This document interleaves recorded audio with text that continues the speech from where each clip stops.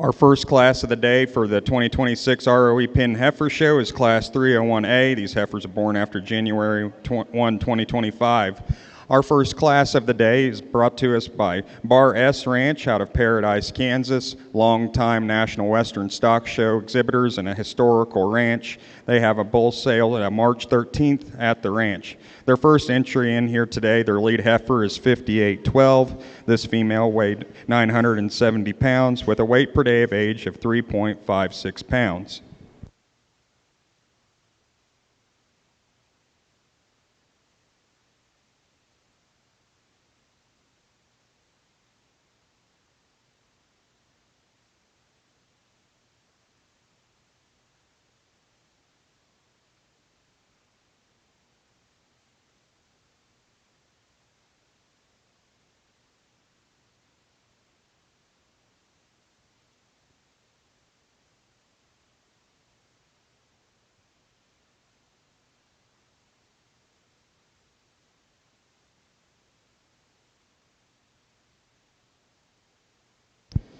The next heifer in brought to us by Bar S Ranch is 5810. This female weighed 960 pounds with a weight per day of age of 3.29 pounds.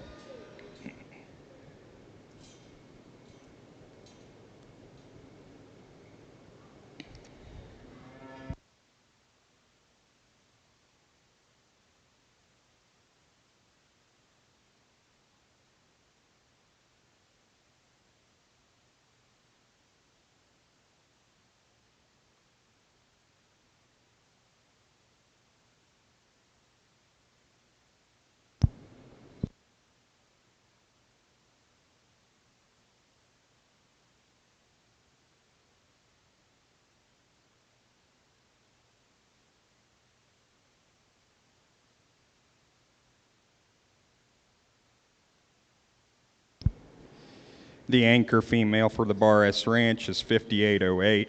She weighed 1,010 pounds with a WDA of 3.44 pounds.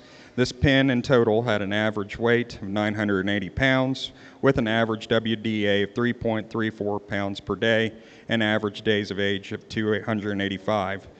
Again, this pin is brought to us by Bar S Ranch, Paradise, Kansas. They have a bull sale on March 13th at the ranch.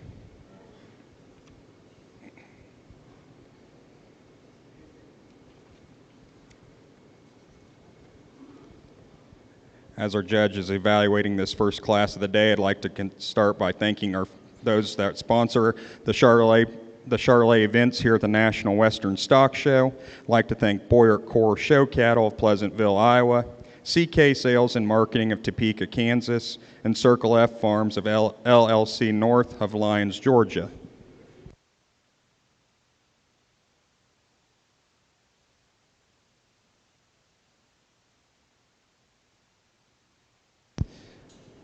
Again, as I stated, Charolais Association, we have a full day of events with our pin show this morning, and then our 47th national sale will be at 2 p.m. over here in the sale arena with the breed's most elite genetics selling today. So we invite all of you to come to the sale and stick around for camaraderie and evaluate these pins and go back to the pin cattle and visit with these ranchers about the genetics they have to offer.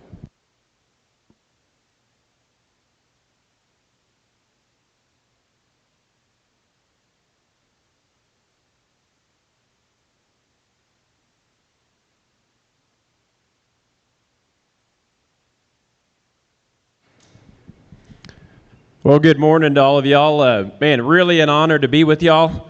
I look forward to this morning. I don't know that we've got, a ton of cattle, probably about 40 all in total, somewhere around that mark for the heifer and the bull show, but my expectations are really high. Man, this first pin is the way to start out. I've got to give my strongest compliments to this Bar S outfit. Guys, when we come into these pin shows, what you're trying to do is raise real production cattle that have true production merit for the commercial sector, but yet can come to the stockyards and have a phenotypic look that impresses. And I think that group right there hit the mark. If y'all study the data, and I'd like to start there, this group of young spring heifer calves are truly performance cattle.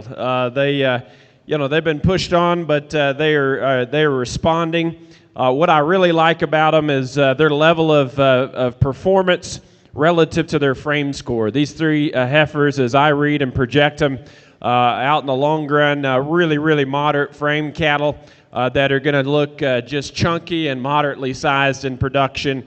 They're monster ribbed and going to hold their flesh. From a genetic perspective, I'll be honest with y'all, I went through the entire show, and this was probably my favorite group before I laid my eyes on them from a genetic propensity standpoint. Some of the highlights that they contain, their top 5% for both calving ease, direct and maternal calving ease. But on top of that, their top 10% or 7% specifically for their terminal sire index. You talk about an antagonistic combination.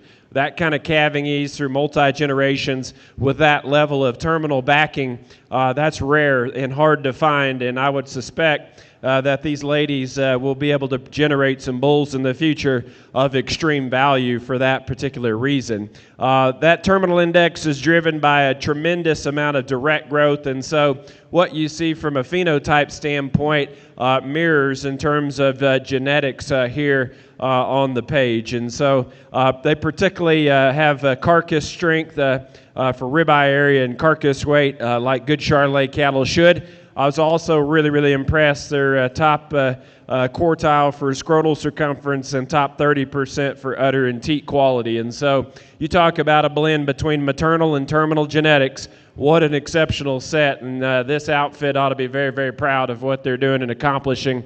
It's a great example of what this breed does so well. And so you start studying the lead heifer out here.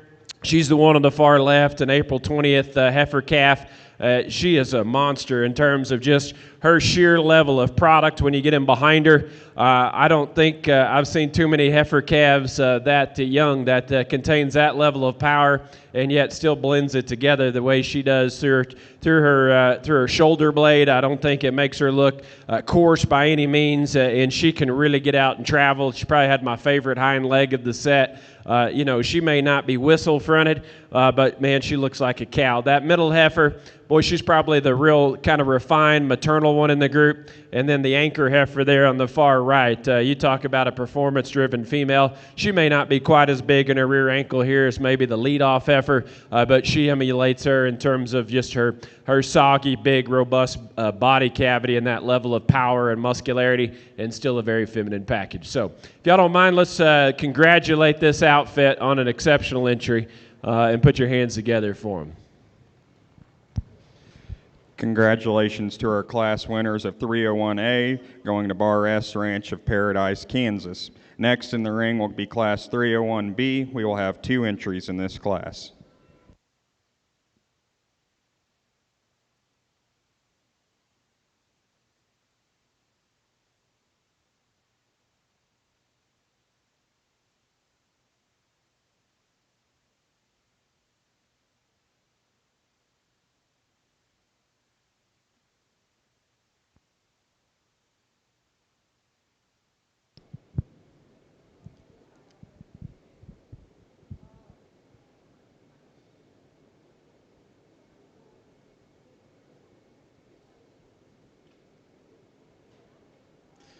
Coming in now will be our first entry for Class 301B, entry 177, brought to us by Chad Hirschfield and Colt Cattle Company of Benedict, Nebraska. The first lead heifer for their pen today is 491. This female weighed 855 pounds with a weight per day of age of 2.95 pounds per day.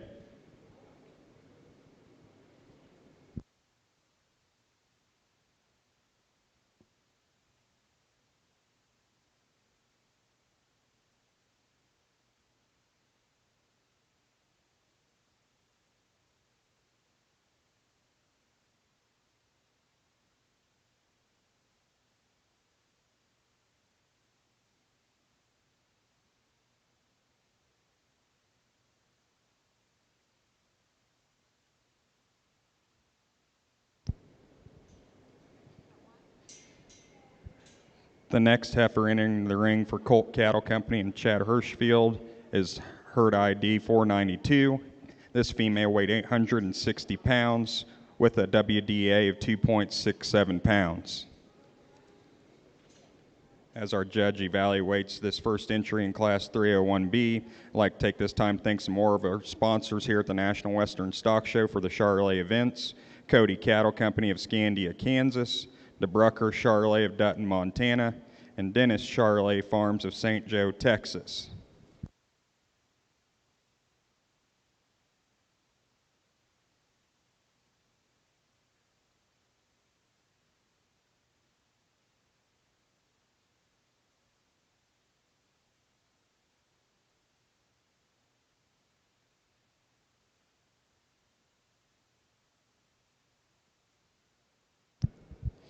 The anchor female entering for Colt Cattle Company in Chad Hirschfield is 3503. This heifer weighed 860 pounds with a weight per day of age of 2.92 pounds. In total, this pen had an average weight of 858.33 pounds with an average WDA of 2.84 and average days of age of 301.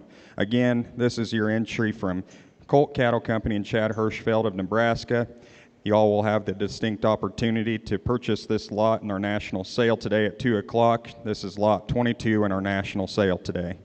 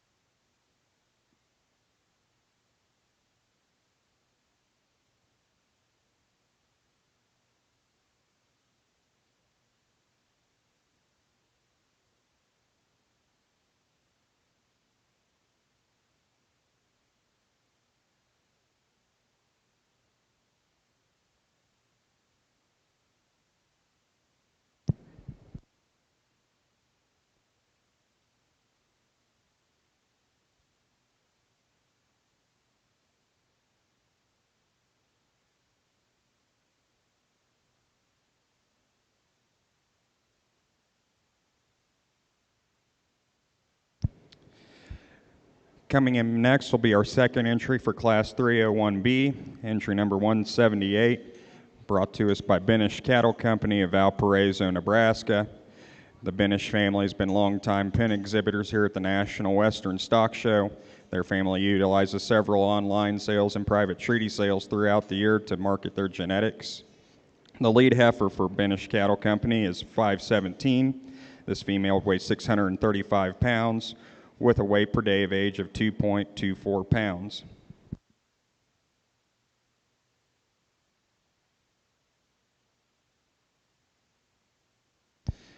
And again, we encourage everyone today to come to the national sale at 2 o'clock over here in the yard sale pavilion. And as well, we encourage you to stick around throughout the entirety of the show today and the sale, and then go back to the pens and converse with these exhibitors about their genetics and their ranch and their background.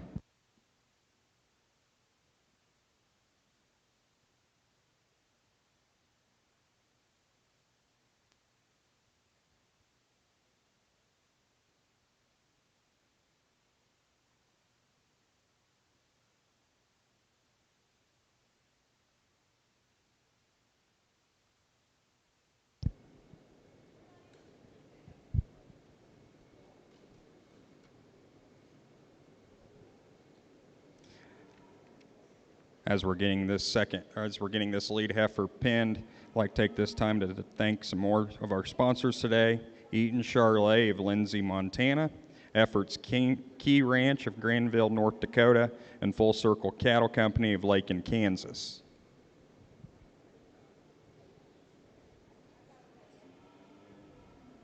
The next entry in from the Benish pen will be 501. This female weighed 780 pounds with a WDA of 2.39 pounds.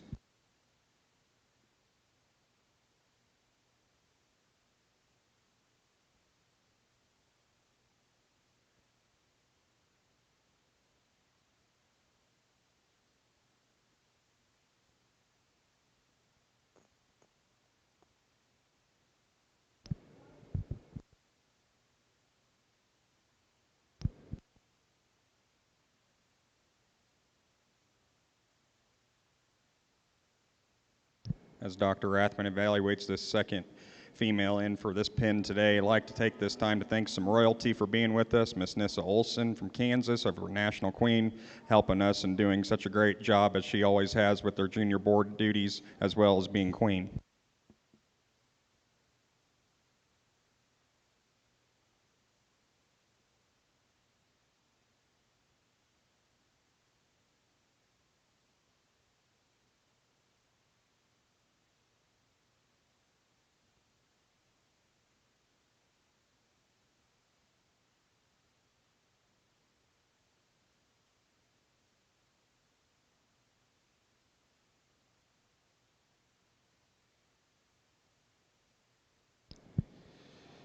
Coming in as the anchor female for Benish Cattle Company of Valparaiso, Nebraska, is herd ID 511.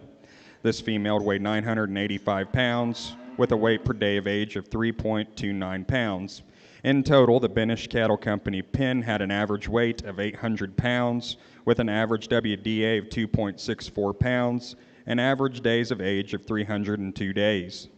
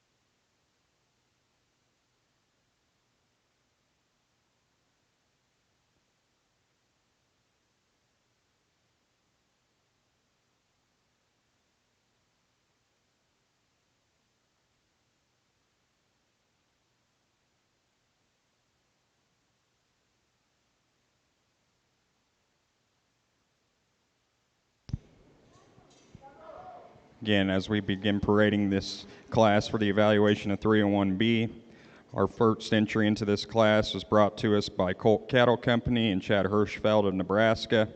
This pin had an average weight of 858.33 pounds with a weight per day of age of 2.84 pounds on an average days of age of 301 days.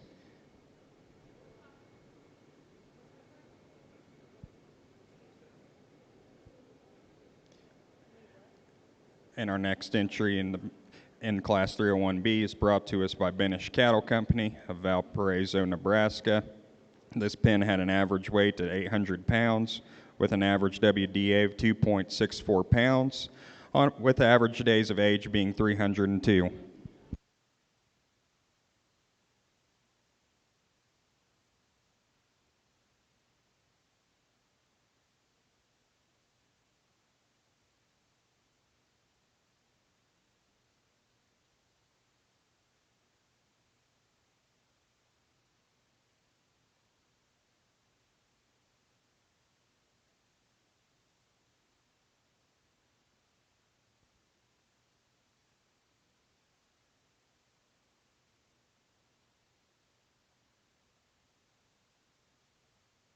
As our judge evaluates this class, I'd like to take some more time to thank some more of our sponsors. We're greatly indebted to y'all for sponsoring our events here at the National Western Stock Show for the Charolais Association. We'd like to thank the Great Northern Bull Sale of Clear Lake, Minnesota, Hebert Charolais of Hyannis, Nebraska, and the MU Cell Corporation. We thank everyone and thank those that I just announced for your contributions to the National Western Stock Show and the American International Charolais Association.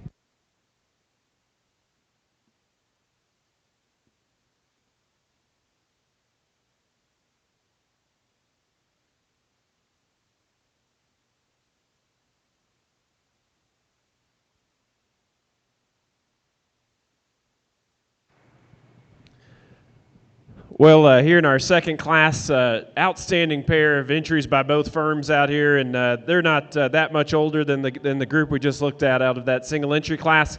I thought both of them are really good. One thing I want to brag on both of these groups for just initially, they're both really fresh. I don't think y'all are pushing them too hard, but yet you're giving them enough from an intake standpoint to see what they can do. And so I really admire just the compositional state that they're in for young heifer calves. I'm going to lead off with the pin on the left over here. They're just, at a glance, obviously just a little denser, bulkier in terms of rib and muscularity. They've got a slight advantage in terms of performance, and I thought they were extra good, just phenotypically. I thought all three of these heifers very, very uniform. They only maybe they're within 5 pounds of one another, and so they fit together as a tremendously high quality, very uniform group of cattle that are very, very impressive. I thought the feet and leg structure on all of them was outstanding. The heifer on the far left, the lead heifer, boy, she's a good-looking rig that's really maternal and just sharp in her lines and neat in her shoulder construction and got a beautiful polled head to her. The other two, I tell you, I was going back and forth on which one of those two I liked the best. The middle heifer, she is stout in her head. She's probably got the most frame in the long run. I think she's probably got the most muscularity and thickness and just really long-bodied and still balances excellently. The heifer on the far right, you talk about a special female to have her level of body shape and dimension relative to being a little slicker fronted and neater in her throat line than maybe the middle heifer in the group. And so I assume, are they selling later? Yep, and so y'all take your look and gander. I think it's close. I think all three of those heifers deserve a lot of praise and your attention to figure out which one best fits you. But you start looking at their data, and they may not be the biggest performers in terms of growth from a genetic perspective, but you start looking where they do excel. And this group is top 25% for calving ease, top 25% for milk and scrotal, and then right there at average for udder and teat. And so collectively a group that I think genetically reads with a good level of maternal quality, and that fits the bill in terms of their phenotype. And so outstanding group. My strongest compliments on our leadoff class winner here. The other outfit we have out here, excellent group. In terms of their phenotype, they're a little more variable. They're a little more variable in terms of age, but I think all three of them really correctly structured. All three of them tremendously feminine. I love the way they blend through their shoulder, neck, and head. Like the group in front of you, three polled females, and they're beautiful in their lines and very, very correct. The big heifer on the far right, that's got a little more size and weight per day of age to her. She has got an awesome hind leg on her, really, really soft in her rear pastern, and opens up very, very well to still be very green in her condition. Genetically, they had the upper hand in this contest. They are top 15 and 20% for weaning and yearling weight respectively, and blend that together with top 25% milk production from a genetic perspective. And so as you look at the total balance of their values, I got to brag on them because they're really, really correct and balanced and problem-free across the board in nearly every column. There's not much you got to breed around. I think they're going to be really easy to mate from a sire complementary standpoint. So excellent pair of entries here in this group. I think both from Nebraska. Let's put our hands together, congratulate them on a good set of cattle.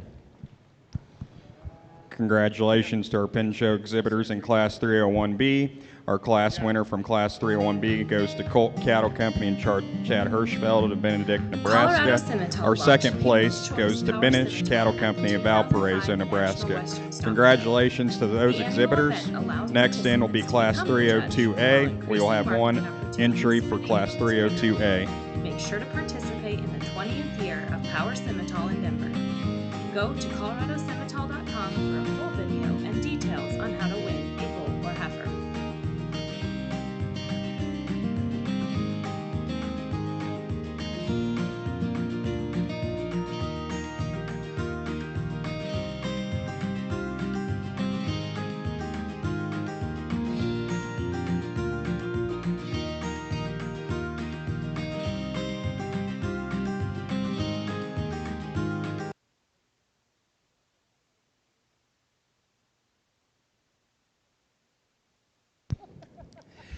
Coming in now for our 2026 National Charolais Pin Show is Class 302A. This pin is brought to us by Next Gen Cattle Company of Paxico, Kansas, longtime pin show exhibitors here at the National Western Stock Show. Next Gen has their annual bull sale this year on April 16th and 17th at the ranch, as well as this pin of heifers will be consigned in our national sale today at 2 o'clock as Lot 18. The lead heifer for the Next Gen pin is 9132N. This female weighed 1,070 pounds with a WDA of 2.62 pounds.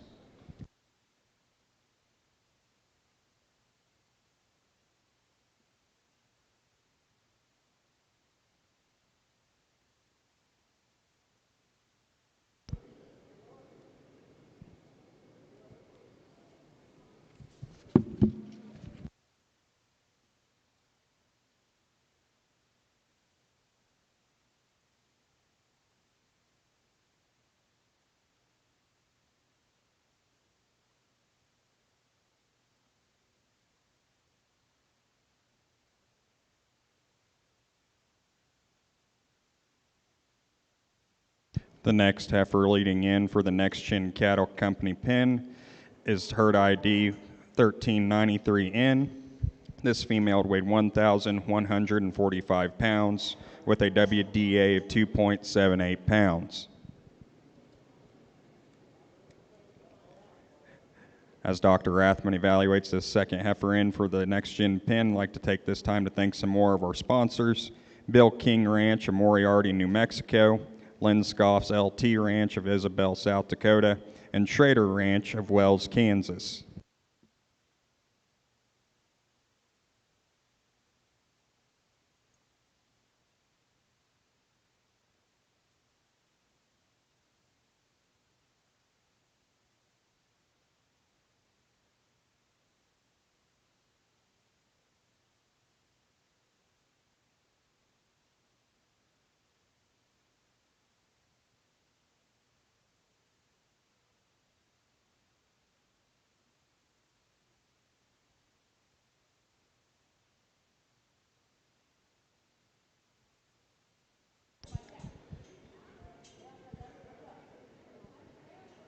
The anchor female for Next Gen Cattle Company is 1,082N.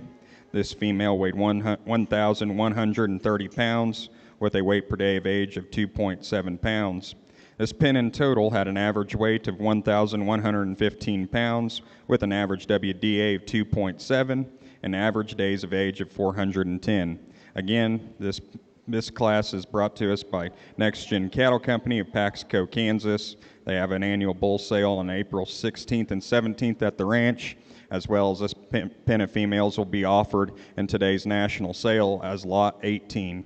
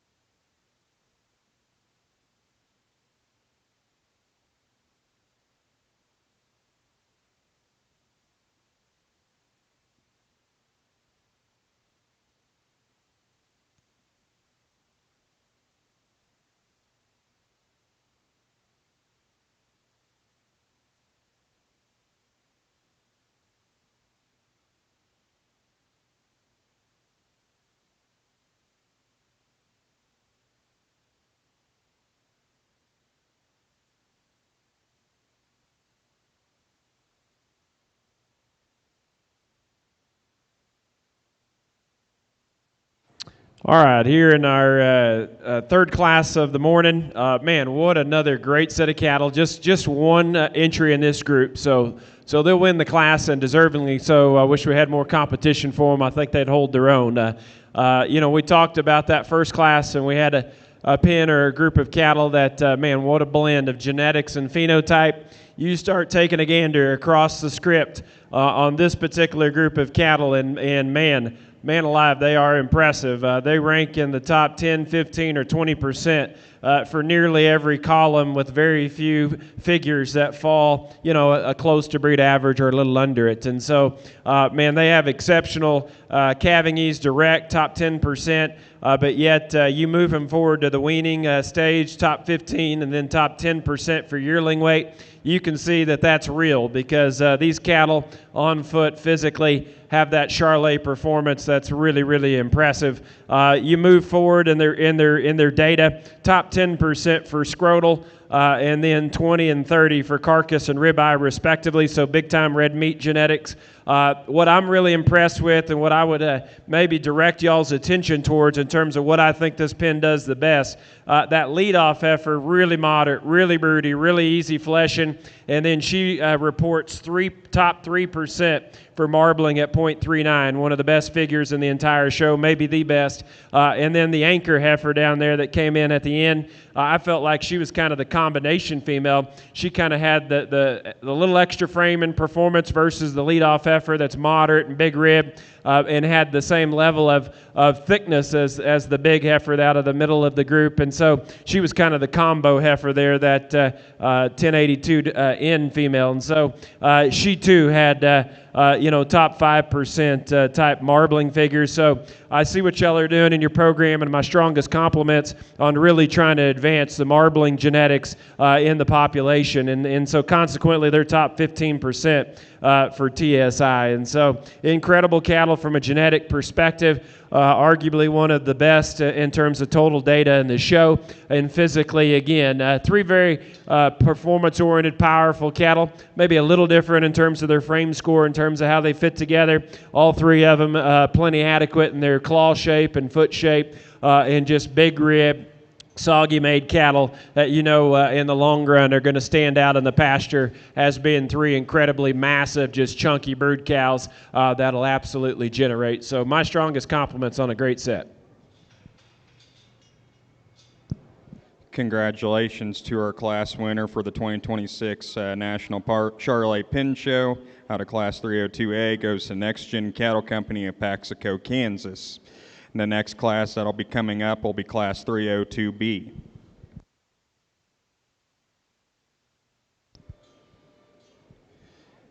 The lead Class 302B, we have a single entry in this class, entry number 180, brought to us by Three Fires Cattle Company, Lacine, Kansas. Three Fires has been a long-time pin show exhibitor here at the National Western Stock Show, where they offer some high-end bulls and females.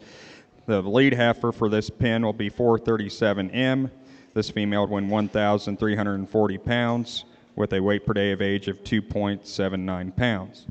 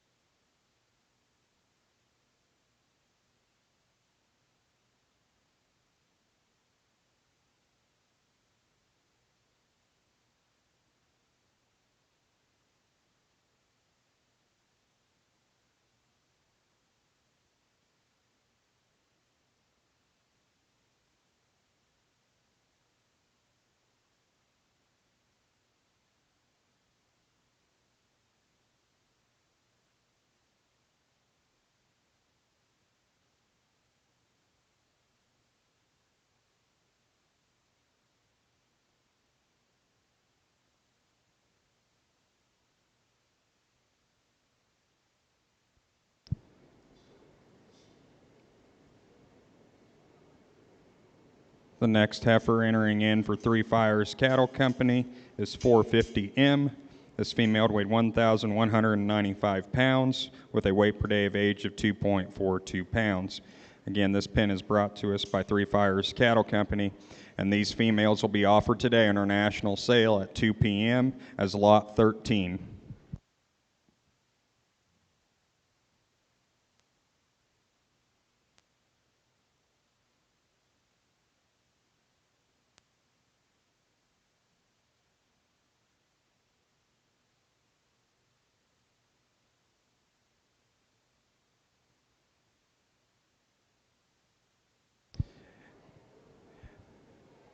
As we're parading this second heifer in for Three Fires, I'd like to take this time to thank some more of our sponsors here at the National Western Stock Show of the American International Charolais Association, Thomas Ranch of Harold, South Dakota, Three Fires Cattle Company of Lacine, Kansas, Wright Charolais of Richmond, Missouri, and the Zender-Wagi Partnership of Stanchfield, Minnesota.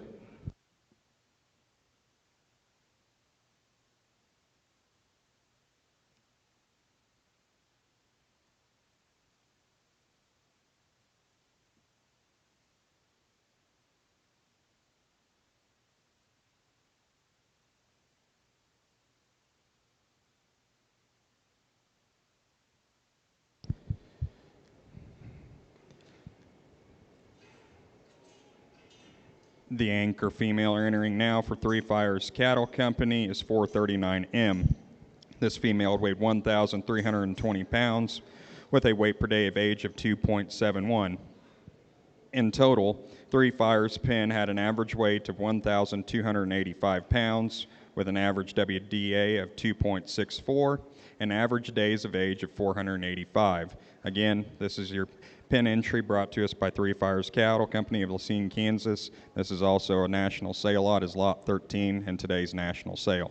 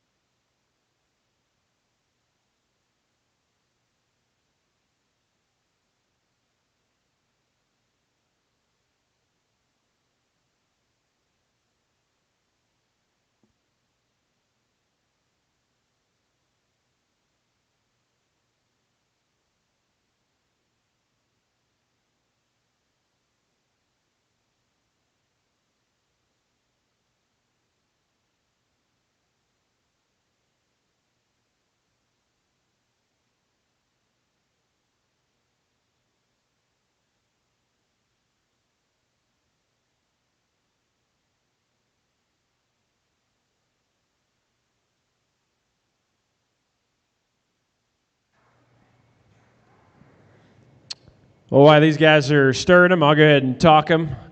First off, how about Grayson out here in the black cowboy hat, the lead wrangler? This young man here did a good job out here with this group. And, man, what a group of performance cattle. Grayson, your group of cattle is really, really impressive in terms of just coming to the ring and having some frames, some links, some extension, but yet some real dimension product and beef in them. These gals here are loaded up with performance, and we've talked about it on a few other pins, but man, they emulate that in terms of matching it with genetics that suggest that was possible and that will transmit in the future. These heifers here are top 10 and 15% respectively for weaning and yearling weight as you blend them together and average them out. And they're very uniform in terms of their growth profiles across the pen. And so, man, my strongest compliments to y'all on just a performance-oriented group. They are, right there at average in terms of calving ease. And so I don't think problematic there. Top 25% for scrotal circumference, and then in terms of carcass weight, top 10, and then ribeye area, top 5%. One of the bigger ribeye area groups of cattle that we're going to observe and evaluate here this morning, and I think you can see that in these cattle. They're down their top, particularly there, maybe that middle heifer, the 450M heifer, really, really expressively muscled. The turn and shape they've got over their loin edge, super, super impressive. Physically, I probably like y'all's leadoff heifer the best. She's closest to y'all over here in the stands. That 437M female, man alive, she is a tank in terms of just her overwhelming broodiness. She looks like a cow already, and she's still pretty young in her life, and she's just got an immense amount of volume. She blends together so remarkably well in her shoulder. Love the feature to her neck and her head. Just a really feminine female. Again, the middle heifer, very, very expressively muscled, maybe a little closer there in terms of her teat spacing, and then the big heifer that we closed with, really good in terms of just height of shoulder, strength of top line, length of rump structure. Female, it's really deep from her heart back to her flank, and just profiles in an excellent manner. Maybe like to pull them back just a fraction in terms of their condition, but man, I thought all in all, an excellent set of cattle that put together a tremendous set of genetic values there, and you look to the far right, and perhaps their best marketing feature because of the total strength of their genetics, top 15% for their TSI. So if y'all don't mind, let's give Grayson and his family here and their outfit a big round of applause and congratulate them on a job well done. Congratulations to our class winners of 302B, Three Fires Cattle Company of Lacine, Kansas. Coming in next will be the evaluation of our champion and reserve champion pen of 3 Charolais heifers here at the 2026 National Western Stock Show. Again, we'd like to thank our judge for today, Dr. Ryan Rathman of Texas, for coming here to evaluate our stock.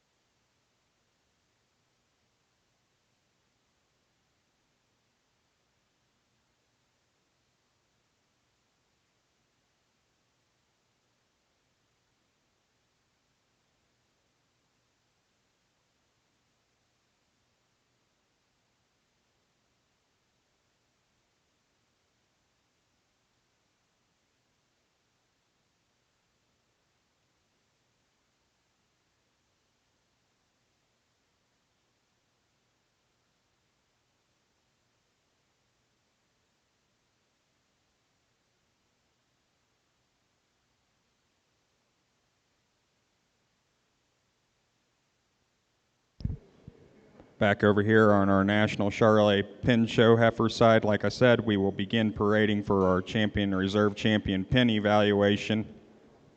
Our first class winner coming back is brought to us by Bar S Ranch of Paradise, Kansas. Again, Bar S has an annual bull sale March 13th at the ranch.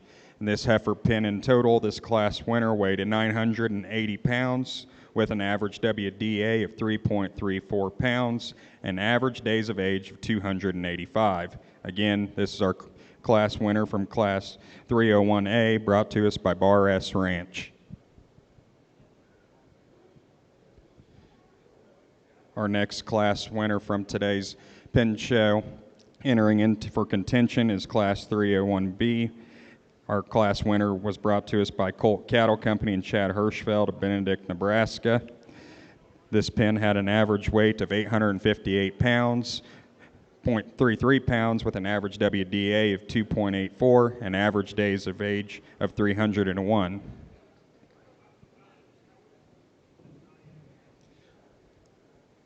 Then our third class winner comes out of class 302A, brought to us by Next Gen Cattle Company. This pin had an average weight of 1,115 pounds with an average weight per day of age of 2.7 and average days of age of 410 days. Our next class winner is coming out of 302B, brought to us by Three Fires Cattle Company of Lacine, Kansas. This pin had an average weight of 1,285 pounds with an average WDA of 2.64 pounds and average days of age of 485. Again, congratulations to all these class winners and pin show exhibitors out here and for contention. Let's go ahead and give them a round of applause on an Elite Pin 3 Heifer Show today.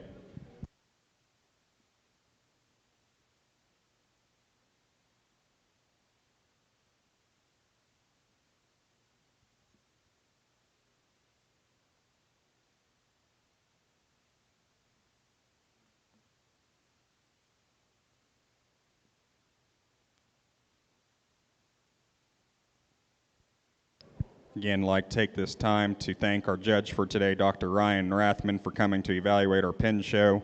Ryan has been a long-time professor and a successful judging team coach, but more importantly, having an outstanding family and doing it the right way and raising his children in the agriculture industry. Thank you, Ryan, for coming today to evaluate our pin show.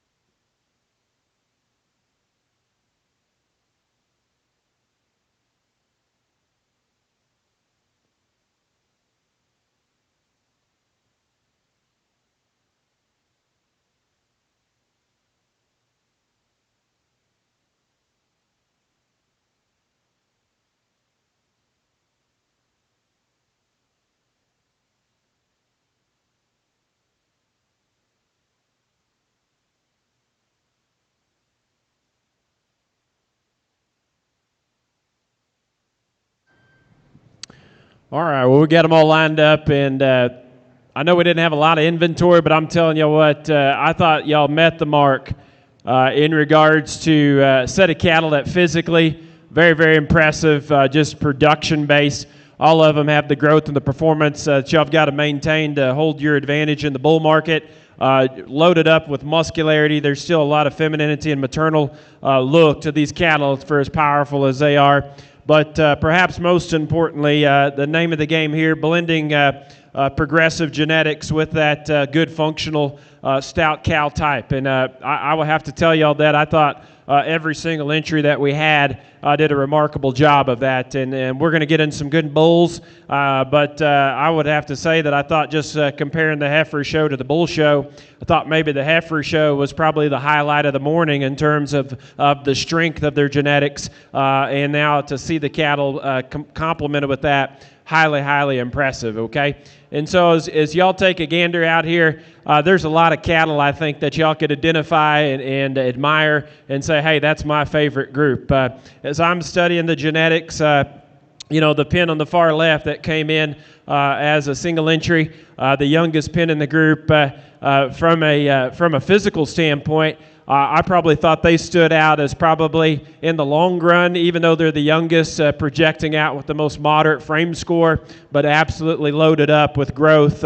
In fact, genetically, probably the most impressive group from a genetic growth standpoint. So I really like that combination of those cattle in terms of being moderate, but yet extreme in their growth. And yet, you talk about a curve-bending tandem in that group. They were top 5% for calving ease, but yet 5 and 7 for weaning and yearling respectively, and then top 6 for milk. And so an outrageously good group, top 5% for ribeye area, top 10 for carcass weight. And then as I start studying, because this group right here has tremendous maternal genetics, the group out of our third pen here, awesome marbling genetics and extreme growth with excellent calving ease.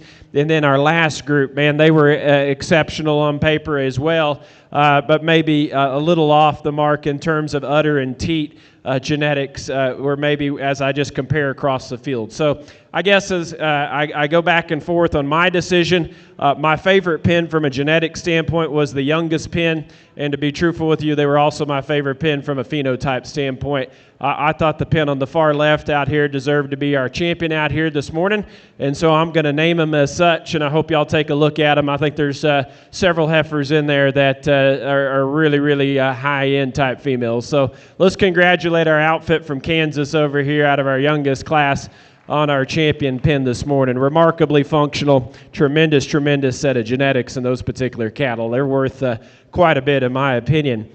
We start studying again, those were a single entry, so we start studying our reserve division selection. Guys, I could do this just any way, and I you know, the unfortunate thing about excellent shows like this is somebody's got to get beat, right? Because I'm highly impressed with the phenotype of this really maternal group here that came out of our second class. I like the compositional state y'all have them in. I don't think y'all have pushed them too hard. There may be a few out here I might critique just a little bit in terms of maybe pulling the reins back from a freshness standpoint and just send them along at a little more comfortable pace. I like the feet and leg structure. I like the femininity. I really like the two heifers on the far right.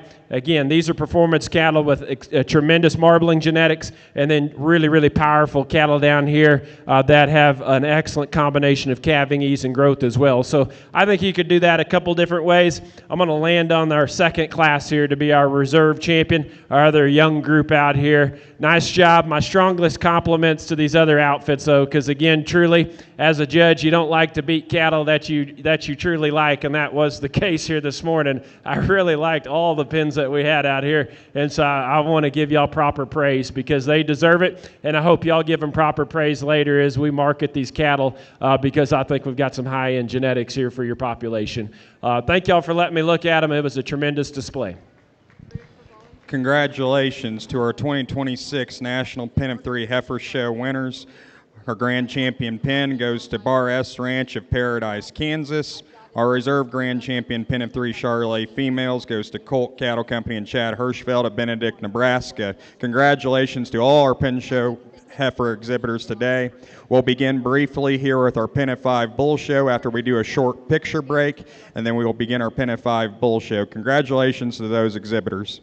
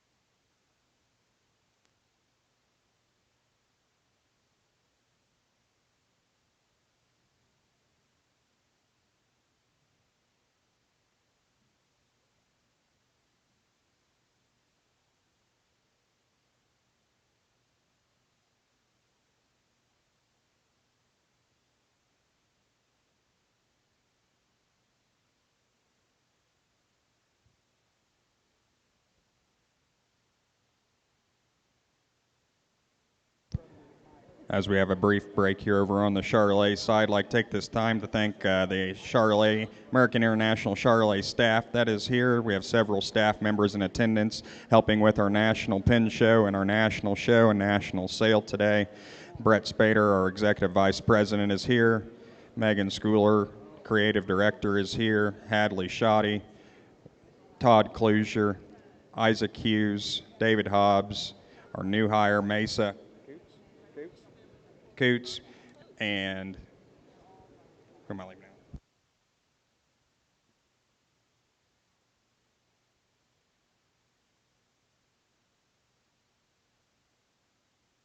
We'd like to thank several junior board members for helping us with our events here at the National Western Stock Show as well.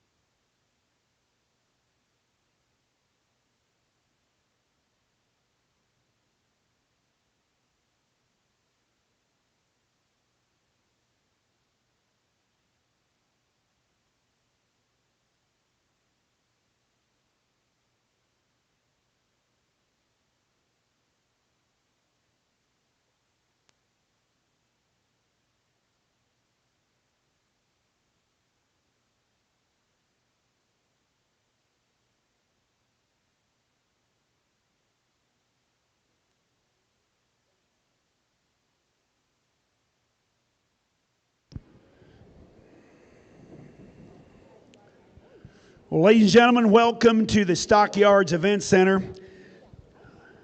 As we begin our Simmental Pin Show today, it is with great pleasure that we welcome you to the National Western.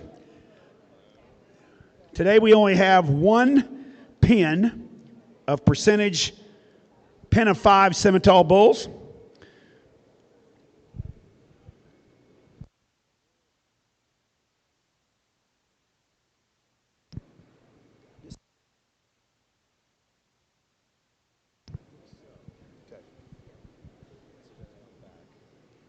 That's it.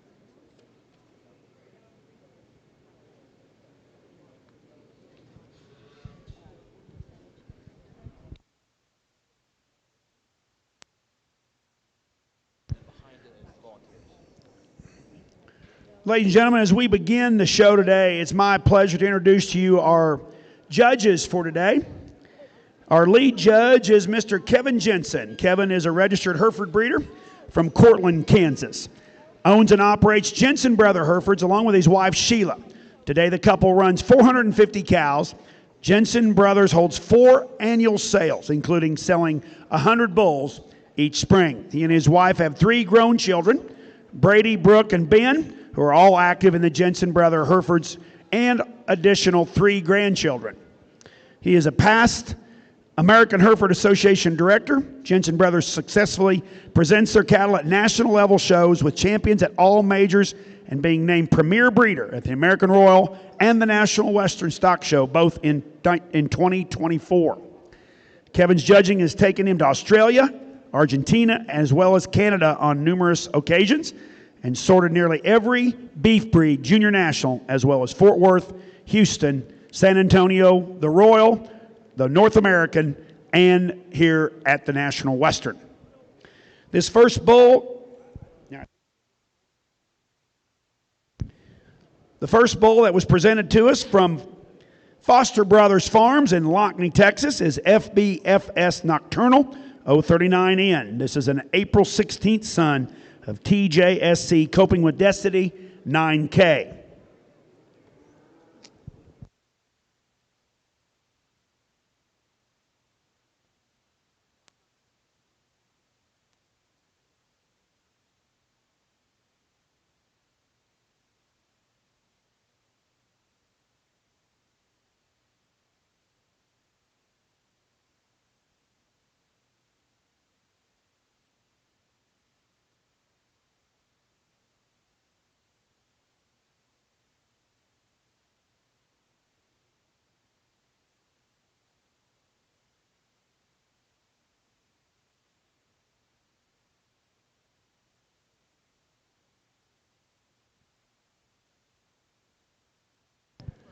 The second bull in this pen, this is FBFS Neptune 109N. He is a April 16th son of FRKG Alpha 311L. Again, this is your pen of 5 percentage bulls from Foster Brothers Farms. Our associate judge today that is assisting Kevin in the ring is Mr. Robin Hogberg. Robin, along with his wife Michelle and their son John, own and operate Bar H Land and Cattle Company, Angus Seed Stock operation in East Central Saskatchewan, Canada. Bar H has an annual bull sale the first Thursday in March at the ranch, where they market primarily 2-year-old bulls. Robin has spent his entire life in the seed stock industry. Their family operated a Hereford herd for 40 years before building an Angus program, which exists today. The Angus cow herd primarily consists of 220 females, mostly calving in May. Over the years, the family has exhibited both breeds at major livestock shows across Canada, with Herefords being exhibited successfully also in the United States. Robin grew up in the 4-H program, showing steers and heifers, was also involved in the Canadian Junior Hereford Association, showing a first number of junior bonanzas. Robin has judged at a number of beef livestock shows across Canada and the United States. Ladies and gentlemen, let's put our hands together for Mr. Kevin Jensen and Mr. Robin Hogberg. Back over here on the Charolais side, we'll starting with our pin of 5 for our 2026 pin show. Our first class is Class 101A.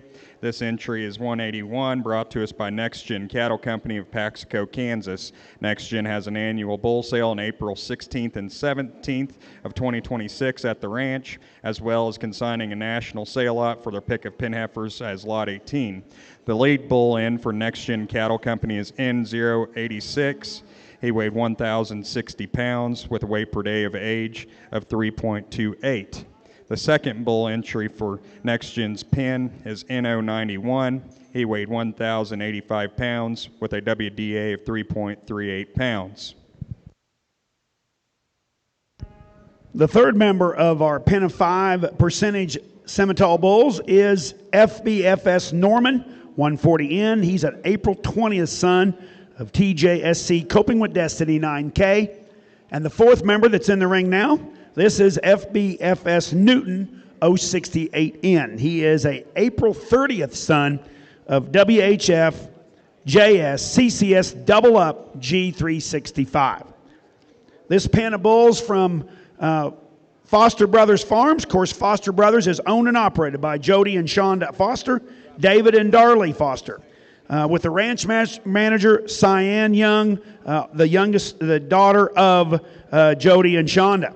Located in Lockney, Texas, just north of the great Texas Tech University.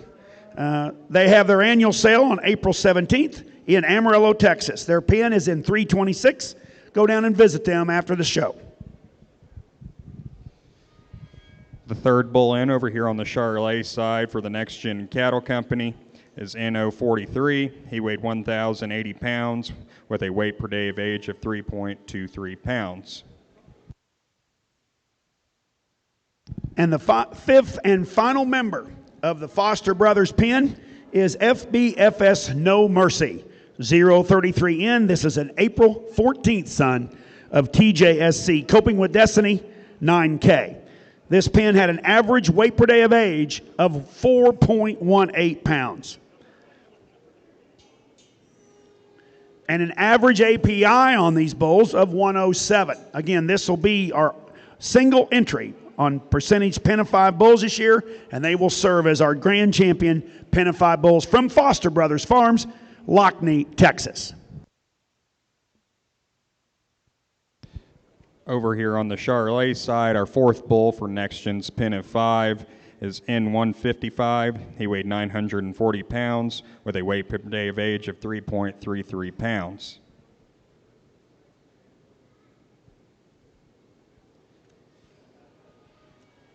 Dr. Rathman's evaluating this pen. I'd like to take this time to thank our sponsors of the American International Charolais Association here in Denver, Boyer Core Show Cattle, Pleasantville, Iowa, CK Sales and Marketing of Topeka, Kansas, Circle F Farms LLC north of Lyons, Georgia.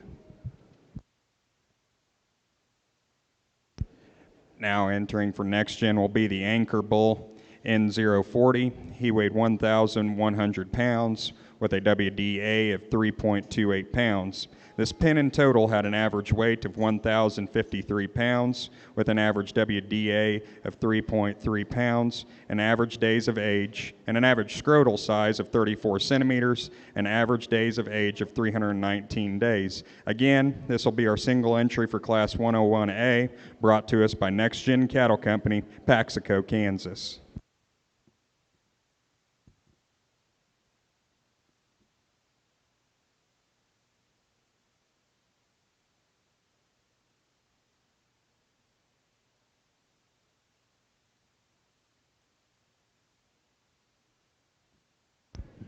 Ladies and gentlemen, as our judges are putting a final eyeball on our percentage Pen of 5 bulls from Foster Brothers, I would also like to offer you an opportunity. Tomorrow at 2 o'clock, tomorrow afternoon, for the one and only sale, which will be right here, right behind me here at the Stockyards Event Center Auction Pavilion. Again, that sale will be at 2 o'clock Mountain Standard Time, right behind us here in the auction facility.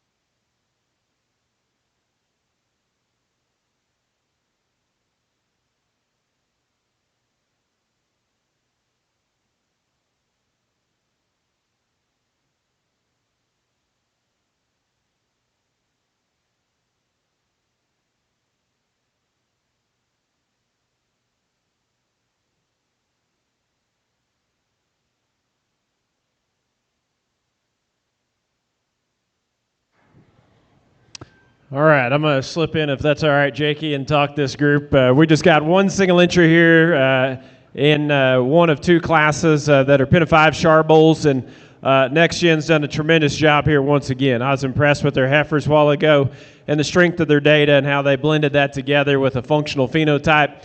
We got the same story here. I think as you look at these 5 bulls cruise across the ring, I think you got 5 bulls that are cattle that are built with longevity. They're reliable in their structure. I think they meet their stride, and they're good in their angles. There's a little variance across the pen. A few more, maybe a little bigger and more extended. And then the anchor bull came in. He's probably my favorite. If I had to reveal that, 040 bull, that bull right there, just here on the hoof, man, that guy is moderate. He's loaded up with body shape and muscularity. He's just as impressive down his top as he is through his round and stifle. Really interesting bull. And if y'all were kind of dissecting the pen, that bull there, you talk about a genetic outlier that's got curve-bending combinations. He's top 2% of the breed for calving ease direct, and then top 2% of the breed for terminal genetics. And so, you talk about value. Calving ease with terminal genetics that are that far-reaching and curve-bending, pretty darn impressive. You stack up the entire pen, and this pen right here was top 30% for calving ease direct and birth weight, respectively. They pair that up with a nice push to weaning at 20% and yearling weight to 25%, and then carcass weight at 20 and ribeye at 15, TSI at 20%. And so the total collection of the data that they average out with is really impressive. Top 20 and 25% across the board, extreme terminal genetics, and lots of calving ease genetics to work with throughout the pen. So they'll be our class winner. Congratulations to this firm. Let's give them a big round of applause on an excellent job. Congratulations to our first class winner of the day for our Pen and 5 Bull Show on the Charolais side. Our class winner for 101A is Next Gen Cattle Company of Paxico, Kansas. Our next class entering will be Class 101B, and we will have one entry in Class 101B. Our entry for the Class 101B is entry number 182. It is brought to us by Cody Cattle Company of Scandia, Kansas. Cody Cattle Company are longtime pen exhibitors here at the National Western Stock Show. Their annual bull sale this year will be on February 28th at the ranch in Scandia, Kansas. The lead bull for Cody Cattle Company is 502. He weighed 1,175 pounds with a weight per day of age of 3.42 pounds per day.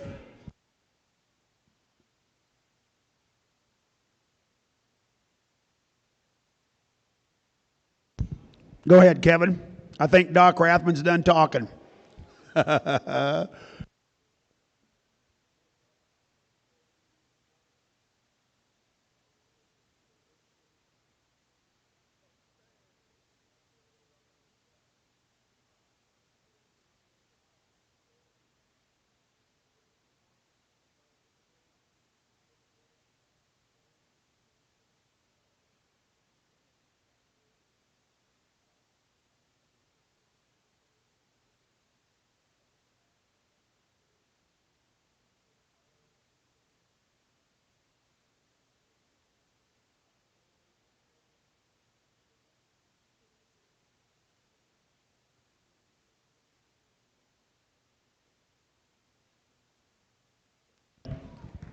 Again, ladies and gentlemen, your champion pen, a percentage 5 Semitole bulls, goes to our friends from Lockney, Texas. This is Foster Brothers Farms. Congratulations, guys. Great pen of bulls.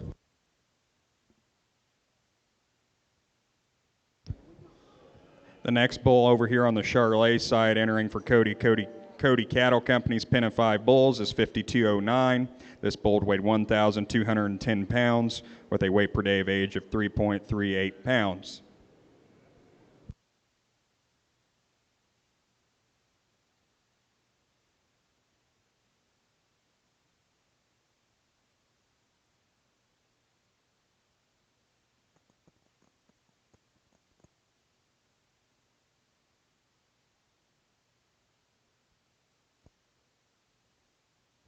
Ladies and gentlemen, we're going to break and take a picture of our percentage pen of bulls, and we'll be right back with our Pen of 5 purebred bulls.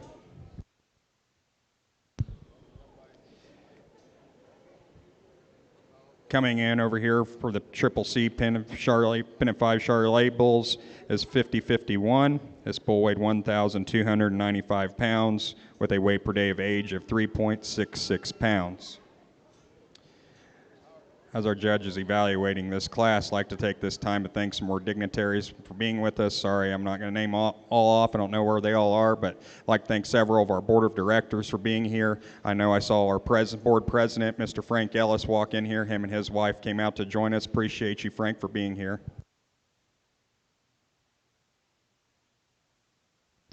Ladies and gentlemen, while we are breaking to take pictures of our champion percentage pin, this is a great opportunity for everybody to come buy their power tickets, their power Simmental tickets. Right down here at the table, right to the left of the announcer stand. You come down here and give them money, and they explain to you how we're going to spend it, all right? But it's a great opportunity for you to have a voice in selecting our power Simmental bulls and females with the opportunity of owning one of those animals. So, folks, have a chance to come down. Please take time to come support the great program. The fourth bull entering for Cody Cattle Company pin over here on the Charolais side is 5063. This individual weighed 1,350 pounds with a weight per day of age of 3.87 pounds.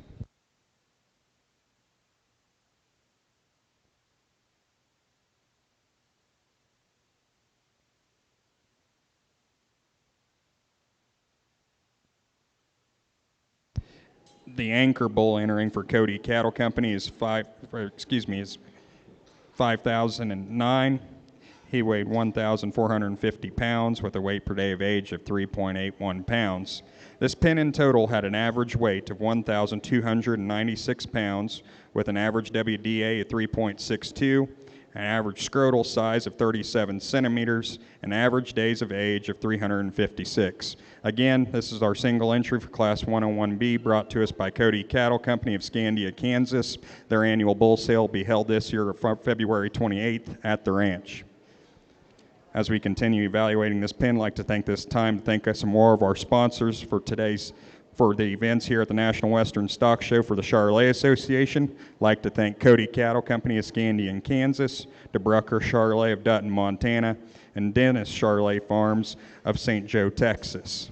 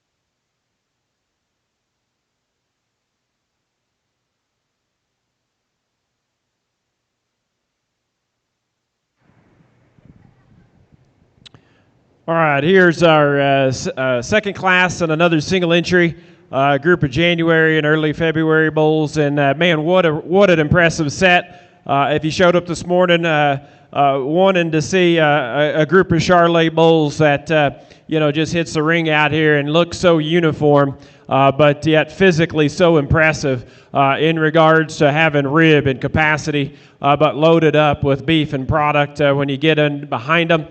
This group of cattle is certainly very, very physically impressive. I got to compliment this outfit for their compositional correctness. I like the amount of fat they got. They've got enough condition to impress y'all out here in the yards, but yet they're by no means too fat. They hadn't been cranked on too hard, and I think you see that paying dividends in regards to being a group of cattle that are flat-boned and clean-jointed and good in their hoof shape. I like all these bulls. They've got some nuances in terms of structure, and y'all can read that if you want, but collectively, just tremendously functional cattle that are highly presented. I really like them from a scrotal standpoint. They're good and uniform and square in their descent. They're huge in their size, adjusted to their age. Very impressive group of cattle. I guess physically, I probably like that leadoff bull, in my own opinion, probably the best, the young February 8th bull, a bull that's just absolutely balanced with precision. He's so proportional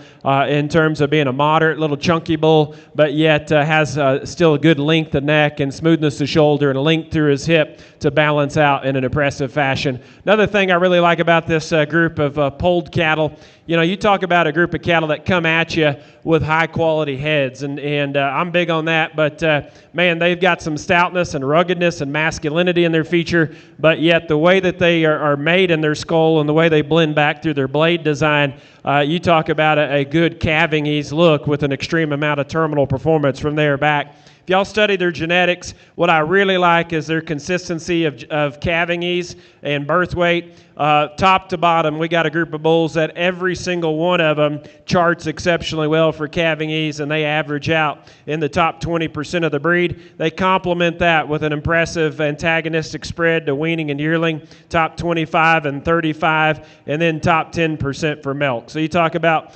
dual-purpose cattle that bring forth calving ease and growth with milk and maternal genetics, top 30 for scrotal, and then you read over to the far right and you talk about a balanced carcass genetics from top to bottom. There are no holes in the pen. They're top 40 for ribeye. They're top 20% for marbling. They don't deviate much at all, and they end up calculating out very nicely in terms of their TSI. So what an impressive group. I urge y'all to get down here, evaluate them with your own eyes, make some decisions, but there's cattle in here with a tremendous amount of breeding value. If y'all don't mind, let's put our hands together and congratulate our firm here from Kansas. Congratulations to our class winner 101B, brought to us by Cody Cattle Company of Scandian, Kansas. Next, on the Charolais side, we will begin selecting our champion and reserve champion pin of 5 bulls.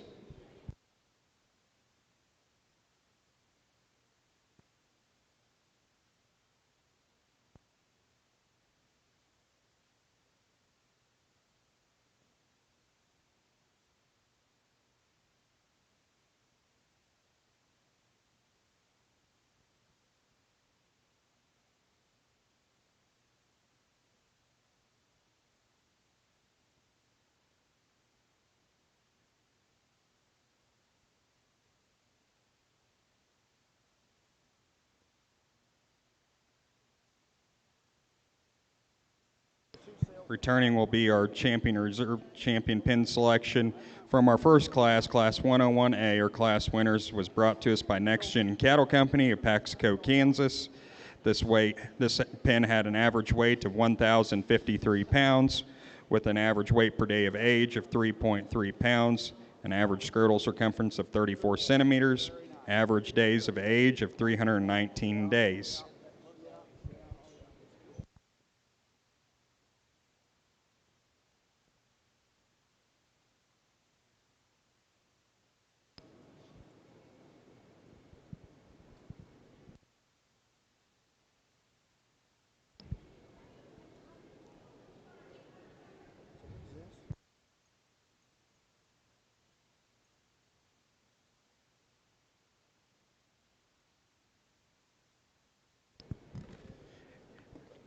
Next, returning is our Class 101B class winner, Cody Cattle Company of Scandia, Kansas. This pin had an average weight of 1,296 pounds, average WDA 3.62 pounds, and an average scrotal circumference of 37 centimeters, and average days of age of 356 days. Again, congratulations to both these pin show exhibitors on their class winnings. They are back here in contention for Grand and Reserve Grand Champion Pin of 5 Charolais Bulls. Ladies and gentlemen, on the Simmental side, we are beginning our Class 2 Purebred Pin of 5 bulls. This is the pin from Lee Simmental Farm, Columbia, Missouri. The first bull in the ring is LLSF Touchstone N200. This is a March 14th son of WHF Point Proven H45.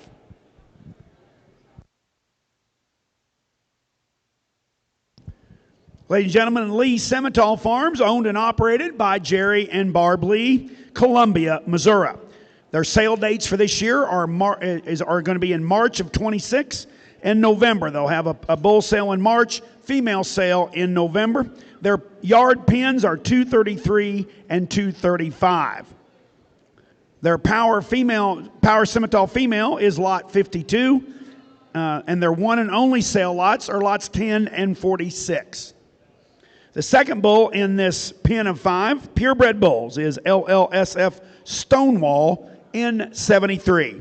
This is a March 15th son of LLSF Redstone J89. Lee Simmental Farms is located in central Missouri, in Columbia, Missouri. They have been breeding Simmentals for 45 years. Their herd consists of around 250 head of Simmental and Sim Angus cows. They utilize the embryo transplant and AI extensively throughout their program. They produce breed-changing sires such as Pays to Believe, Uprising, and Vantage Point, to list a few. Their goal has always been to produce sound, functional cattle with longevity and fertility being a major focus in their program. They have an online bull sale in March and an online heifer sale in November, plus cattle for sale, private treaty, year-round. Visitors are always welcome. Again, ladies and gentlemen, this is your pen of 5 purebred bulls from Lee Simmental Farms, Columbia, Missouri. The third member is LLSF Copenhagen in 1837. This is a March 2nd son of TJSC Coping with Destiny 9K.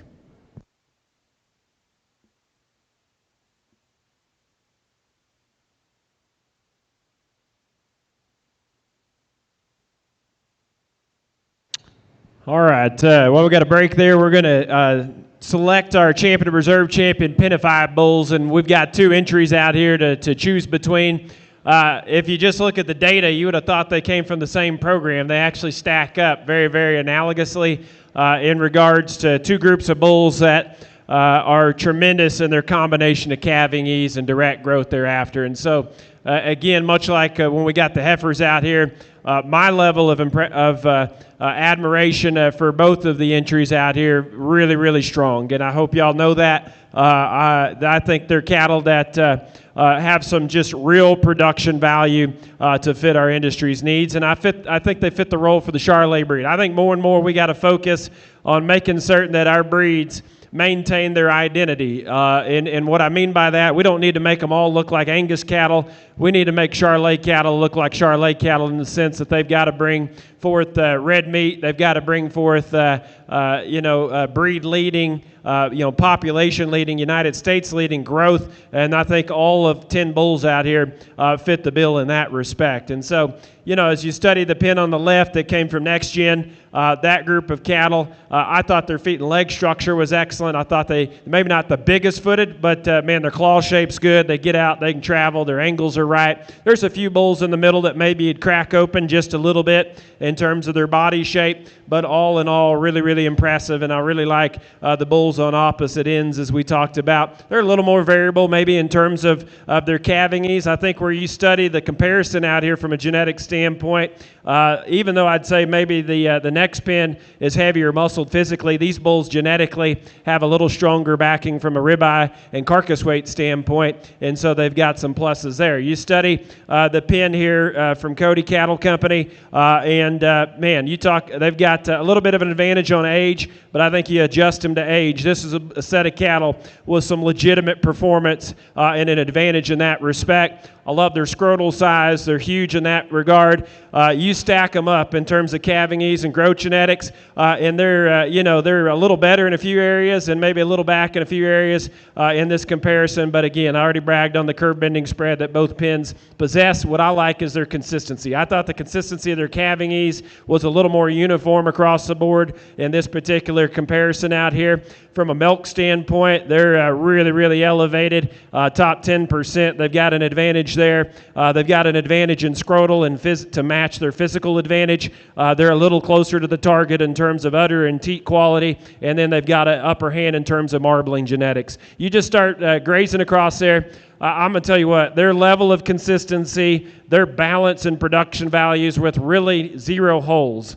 And that's what's impressive. These are the set of bulls that can complement a wide array of cows regardless of age and regardless of the cattle's strengths. There's really not any holes from a genetic standpoint in these cattle. Maybe the biggest hole's their hair quality. You got kind of one wavy-haired one and one that's kind of soft and velvet-haired down there. That's about the only inconsistency that I can see. I thought they were outstanding. Really like the bull on the far left in terms of being moderate and packed full of muscle. But all 5 of them outstanding in terms of just rib and muscle. So we're going to go with the pin on the far right here. The older pin is our champion. And then we'll reward next gen down here for reserve. I guarantee you there could have been a lot of entries out here, and I still think these 2 would have stood at the top. Congratulations to y'all. Congratulations to our grand champion Pin of 5 Charolais Bulls going to Cody Cattle Company of Scandian, Kansas, and our reserve grand champion Pin of 5 going to Next Gen Cattle Company of Paxico, Kansas. We will be doing a short picture break, and then we will roll right into the Pin of 3 Charolais Bulls. Ladies and gentlemen, the 4th member of the Lee pin here at Lee Simmental Farms, that was LLSF Woodsman N258. That is a March 10th son of WHF JS CCS Woodford J001.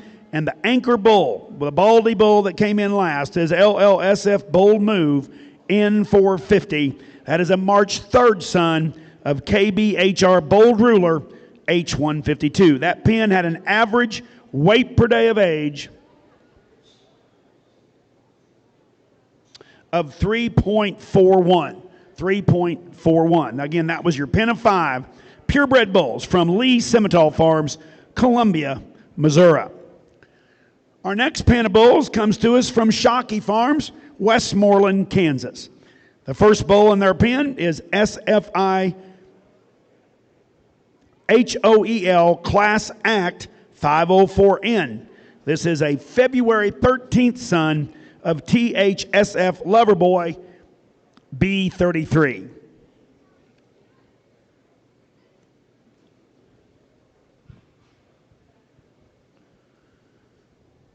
Shockey Farms is owned and operated by Scott and Candy Shockey, Westmoreland, Kansas. Their annual gold bullion bull sale will be on March 1st at the farm. Their yard pins are pins 221, 223, and 225. Their power Simmental this year is lot 25. And then they also have embryos selling in the one and only, lot 23, and then also lots 22B and C. Shockey Farms has been a family-owned and operated Simmental program for more than 45 years. Since day one, their priority has been to produce seed stock cattle that are sound, functional, and display genetic excellence. They focus on raising bulls that have superior disposition, added growth, and pounds to your calves while still maintaining structural integrity within your pasture. Their bulls and heifers are available private treaty at the National Western. In addition, there will be more than 80 head of breed-changing sires sold March 1st in the 24th annual Gold Bullion Sale. They also sell open heifers in October. Bred cows and heifers are available in the Legends of the Flint Hills in December. To learn more, visit ShockeyFarmsInc.com. The second member of this pen comes to you from Shockey Farms in Westmoreland, Kansas. This is SFI We Salute N24. This is a February 17th son of Rockin' P private stock. The third member, this is SFI Legit N31, a February 16th son of Rockin' P private stock.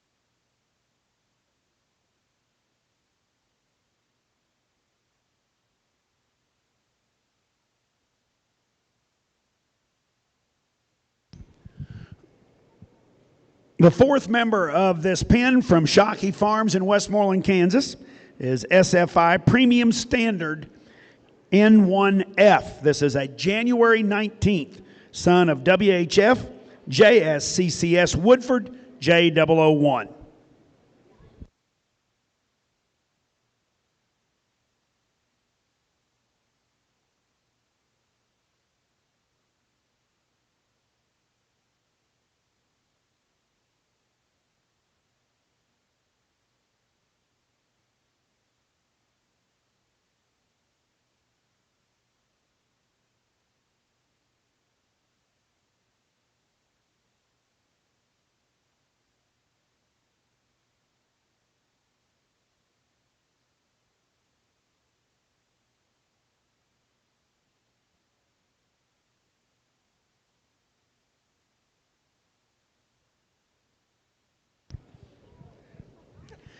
And the anchor bull in this pen for Shockey Farms is SFI Got 'em Talkin' N22.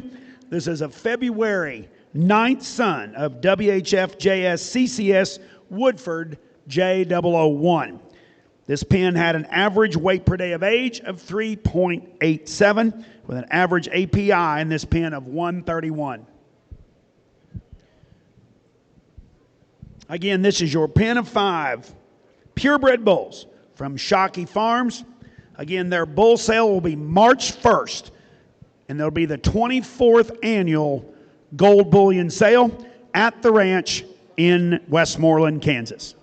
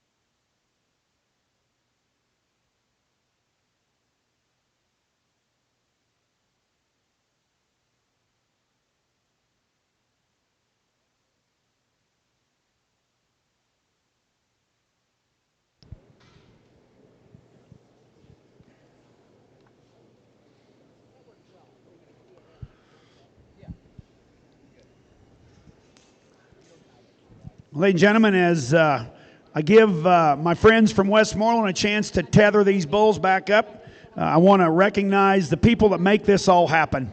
Of course, we want to introduce our Colorado Simmental Yard Superintendent, my good friend right here to my left, Mr. Willie Altenberg. Willie, thank you for everything you do for this breed. Colorado Simmental President, Mr. Paul Hill. Of course, our Colorado Simmental Executive Secretary, as always. Again, here to my left, Miss Susan Russell. Colorado Simmental Directors and Volunteers, Jane Beatty, Jolyn Midcap, Chad Cook, Kurt Russell, Roger Shager, Cody Pitt, Dwayne Uris, Lane Geis, and Jamie Gitling. Ladies and gentlemen, it takes a small army to put this together. Let's put our hands together and thank all of our volunteers and our board of directors that help put this show on. Also, I'd like to take this opportunity to introduce your American Simmental leaders that are here today. Dr. John DeClerk, your ASA Executive Vice President, is here. Doc, where are you at? I know he was here. I spoke to him earlier. Dr. Ben Kreitz, your ASA and IGS Commercial and Industry Director. Maya Byer, ASA Youth and Foundation Manager. And, of course, my great friend Chance Udikowski, your ASA Progress Through Performance Coordinator. Let's put our hands together again for those people that lead this great breed.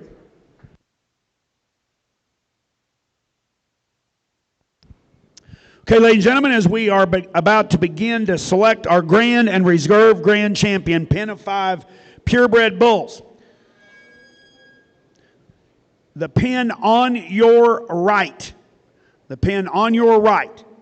will be the pen from Lee Simmental Farms, Columbia, Missouri. This pen had an average ribeye of 14.25, a weight per day of age of 3.41, and an average API of 121. The pen on your left is the pen from Shockey Farms, Westmoreland, Kansas. Again, this pen of 5 bulls had an average ribeye area of 14.89, a weight per day of age of 3.87, and an average API of 131.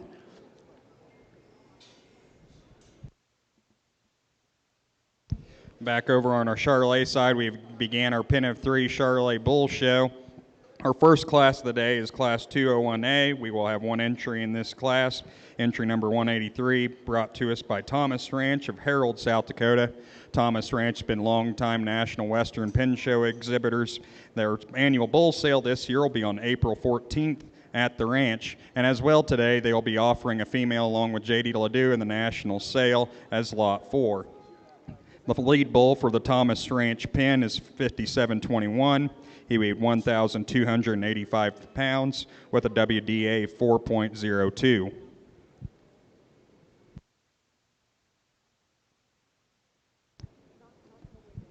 The second member of the Thomas Ranch pen entering is 5734. This young herd sire weighed 1,130 pounds with a weight per day of age of 3.71.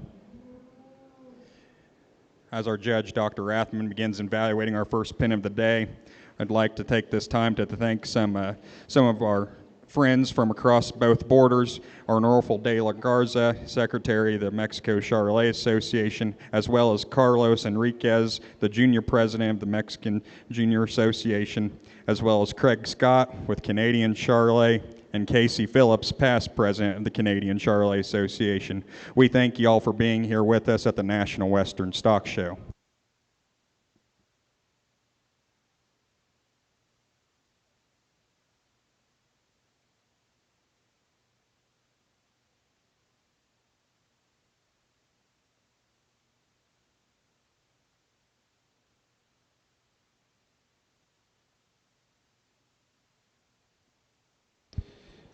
The third and final bull from Thomas Ranch is 5718. He weighed 1,270 pounds with a WDA of 3.89 pounds. This pen in total had an average weight of 1,228.33 pounds with an average WDA of 3.87 and an average scrotal circumference of 34.7 centimeters, as well as 316 average days of age.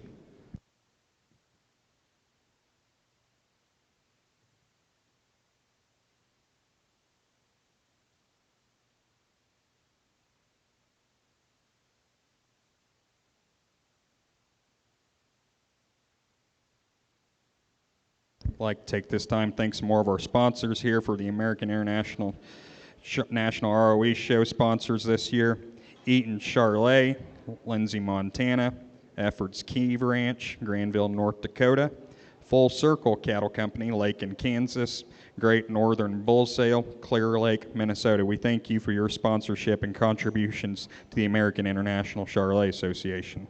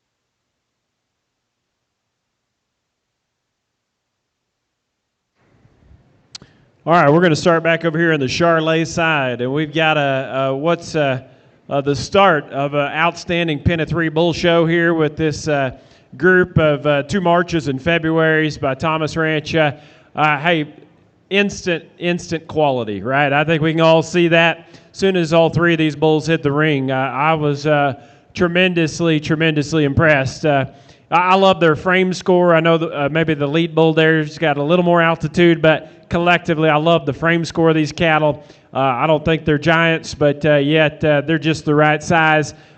These cattle are loaded up with tremendous body shape, tremendous muscularity. We can all see the back shape, but one thing I was really impressed with in this group, just how square-ended they are, how square, long, and correct they are out of their hip, the depth that they've got through the base of their twist. To carry that level of width and dimension with that type of length and depth of muscle in the right type of muscle pattern. That's where I really like these cattle. I like their claw shape, particularly this bull here that's closest to y'all on the audience side. Man, he's got good spread to his toes and depth to his heel and really good there in terms of his foot shape. Love their heads and their masculinity. Another pen that I'd have to tell you it's been managed to precision in regards to their level of composition and condition. For a set of cattle to average about 3.9 in terms of WDA. They're not fat. They're just in the right amount of flesh, and so properly managed. In terms of their genetics, they could have a little more grow, I guess, but I really like their calving ease. Very balanced there, and then very good and strong and progressive in terms of their ribeye area. And so what an impressive group. Let's put our hands together and congratulate that firm for an outstanding set of cattle. They were fun to look at. Congratulations to our first class winner from today's Pen of Three Bull Show goes to Thomas Ranch of Harold, South Dakota. Next, entering the ring, we will have 3 entries in Class 201B. Ladies and gentlemen, on our Simmental side, your grand champion Pen of 5 bulls, presented to you by Shockey Farms, Westmoreland, Kansas, and your reserve grand champion Purebred Pen of 5 bulls from Lee Simmental Farms, Columbia, Missouri. Congratulations. Folks, we're going to be breaking again for pictures, and then we'll be right back and start our percentage Pen of 3 show. We'll have Class 3 percentage Pen of 3 bulls will be next.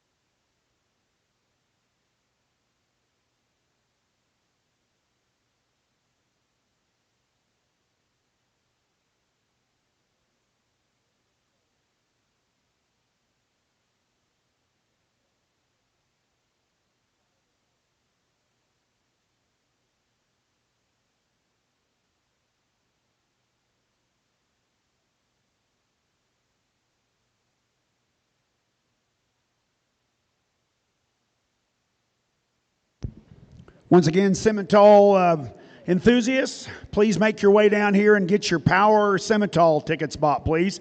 This is a good time to do it while we're waiting on getting our pictures done. This would be a great time to come down and purchase those tickets.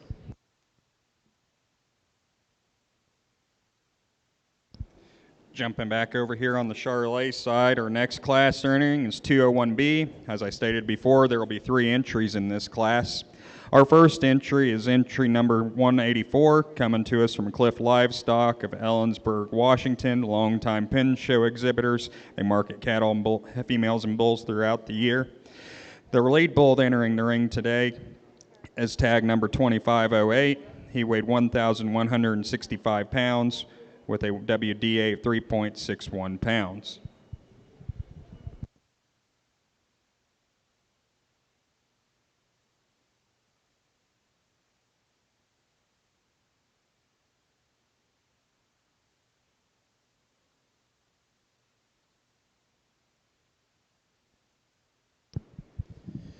Again, we have a full weekend here of Charolais events at the National Western Stock Show.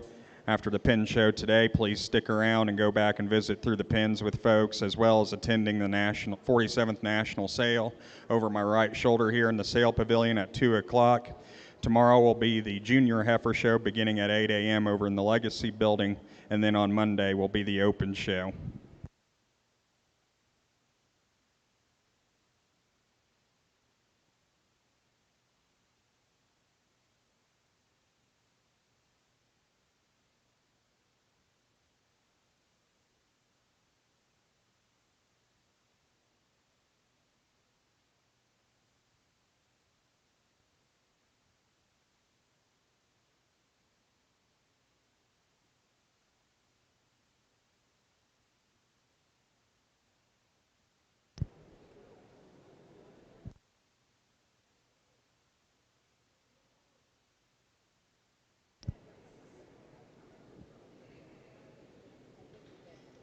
The next bull coming in from Cliff Livestock is 2513. He weighed 1,060 pounds with a weight per day of age of 3.3 pounds.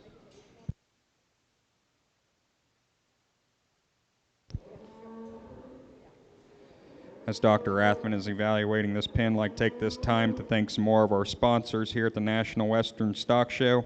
Hebert Charolais, Hyannis, Nebraska, MU Cell Corporation, Bill King Ranch, Moriarty, New Mexico, and Linscoff's LT Ranch of Isabel, South Dakota. Thank you for your contributions to our events here at the National Western Stock Show.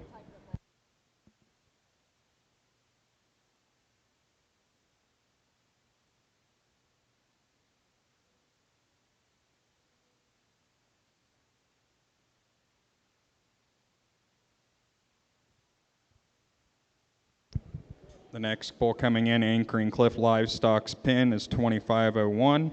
He weighed 1,140 pounds with a WDA of 3.25. This pen in total had an average weight of 1,121.66 pounds with an average weight per day of age of 3.38 pounds and an average scrotal circumference of 36.7 centimeters on an average days of age of 331 days. Again, this is brought to us by Cliff Livestock, Ellensburg, Washington.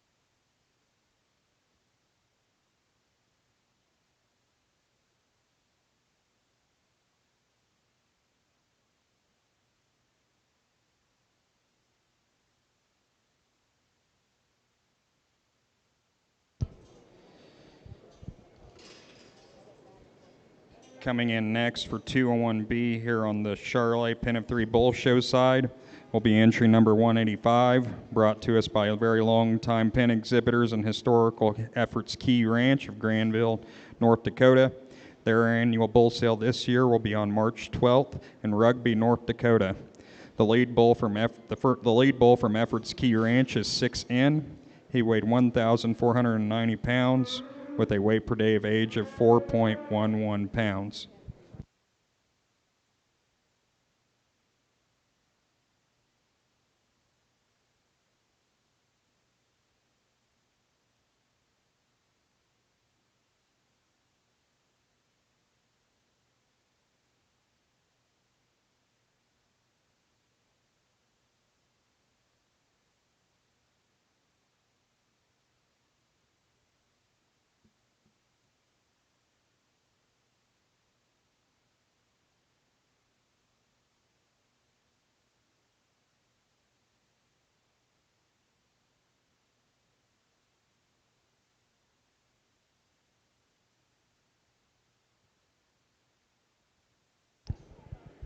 The second bull leading in for Efforts Key Ranch is 109N.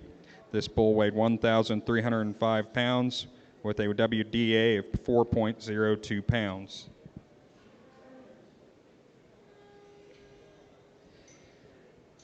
Dr. Rathman's evaluating efforts as pen here. I'd like to take this time to thank some more sponsors. Schrader Ranch of Wells, Kansas. Thomas Ranch of Harold, South Dakota.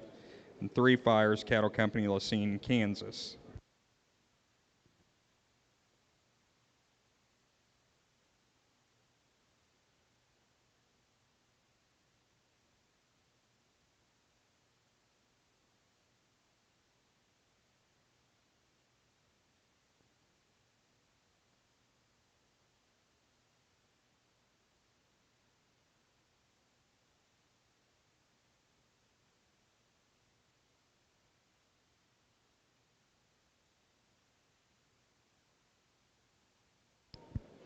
The anchor bull for Efforts Key Ranch will be 125N.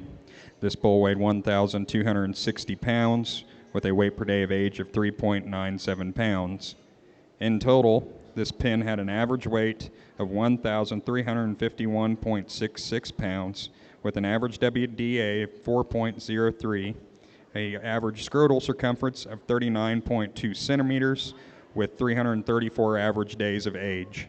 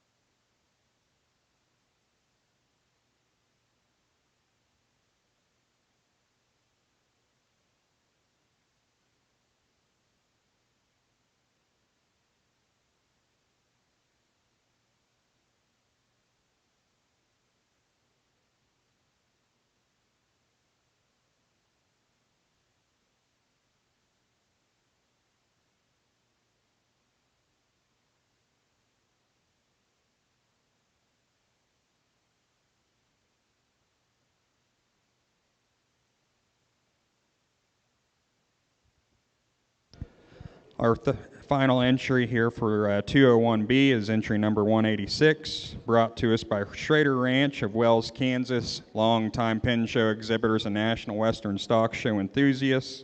Schrader Ranch's annual bull sale this year will be on March 17th at the ranch. The lead bull for Schrader's pen is 577N. He weighed 1,125 pounds with a weight per day of age of 3.24 pounds. Ladies and gentlemen, as we begin our pen of 3 percentage Simmental bulls, our first pen comes to you from Ulrich Cattle Company, Norfolk, Nebraska. The first bull is OHL Noisemaker 2135N. This is a March 9th son of SFI Shockwave K27.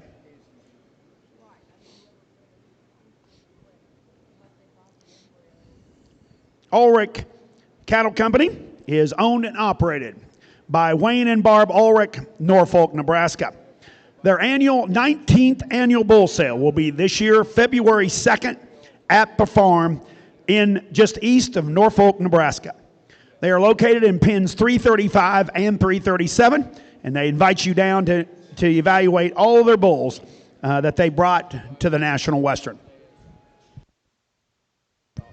Back over on the Charolais side, the second bull here for the Schrader Ranch pen is 580N. This bull weighed 1,165 pounds with a weight per day of age of 3.36 pounds.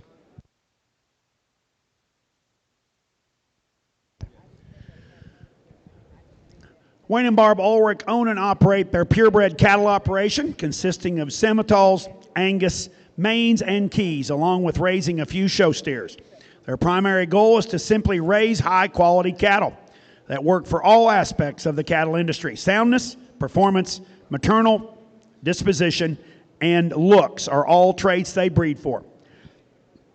They host an annual female sale in the fall on Show Circuit online sales, and their annual bull sale again is held first Monday in February, this year, February 2nd, 2026. This will be their 19th annual sale. Good cattle are their passion, right along with working with good people in the cattle industry. Their second entry to the pen of 3 bulls from Ulrich's Cattle Company is OHL NASCAR 291N. He is a April 4 son of FRKG Justice 113J. And their anchor bull in this pen of 3 is OHL News Release 6265N. This is a February 27th son of J Soul Something About Mary 8421. This pen had an average ribeye area of 14.5, an average weight per day of age of 3.81, and an average API of 95. Back over on the Charolais pen show, the anchor bull here from Schrader Ranch is 597N. This bull weighed 1,100 pounds with a WDA of 3.31. In total, the Schrader Ranch pen had an average weight of 1,130 pounds with an average WDA of 3.3, average scrotal circumference of 36.8 centimeters on 341 average days of age. Again, this is brought to us by Schrader Ranch of Wells, Kansas. Their annual bull sale will be March 17th at the ranch.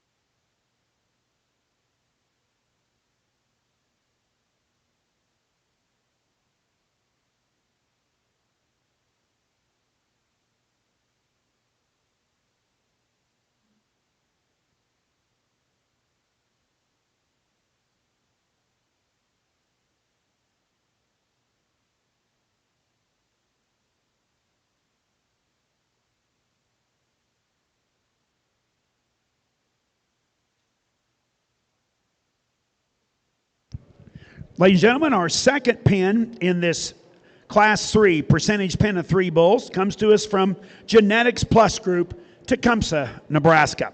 This first bull is GPG Nirvana 4143N. This is a February 11th son of TL Revenant 35.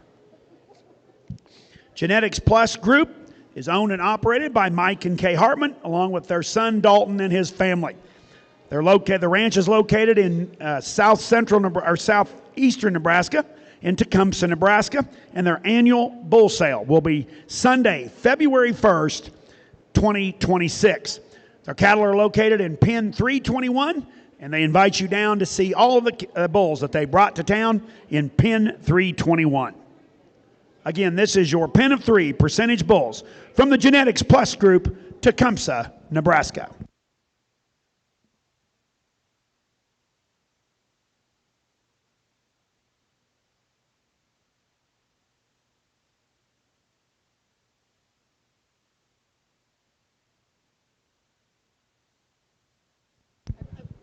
The second entry in the Genetics Plus Group is GPG Navigate 920N. This is a February 12th son of STCC Tecumseh 058J.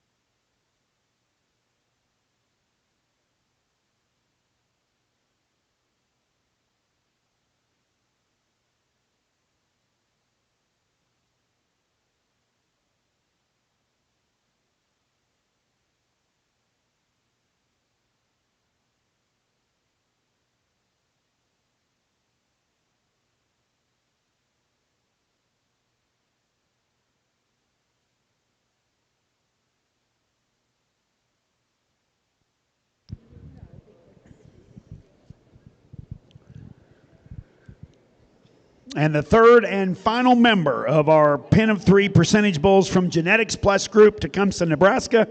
This is GPG Nobility 5120N. This is a February 7th son of RP BCR Eminence H005. This pen had an average ribeye area of 16.01 inches, an average weight per day of age of 4.01, and an average API of 110. Again, this is your Pen of 3 percentage bulls from Genetics Plus Group, Tecumseh, Nebraska.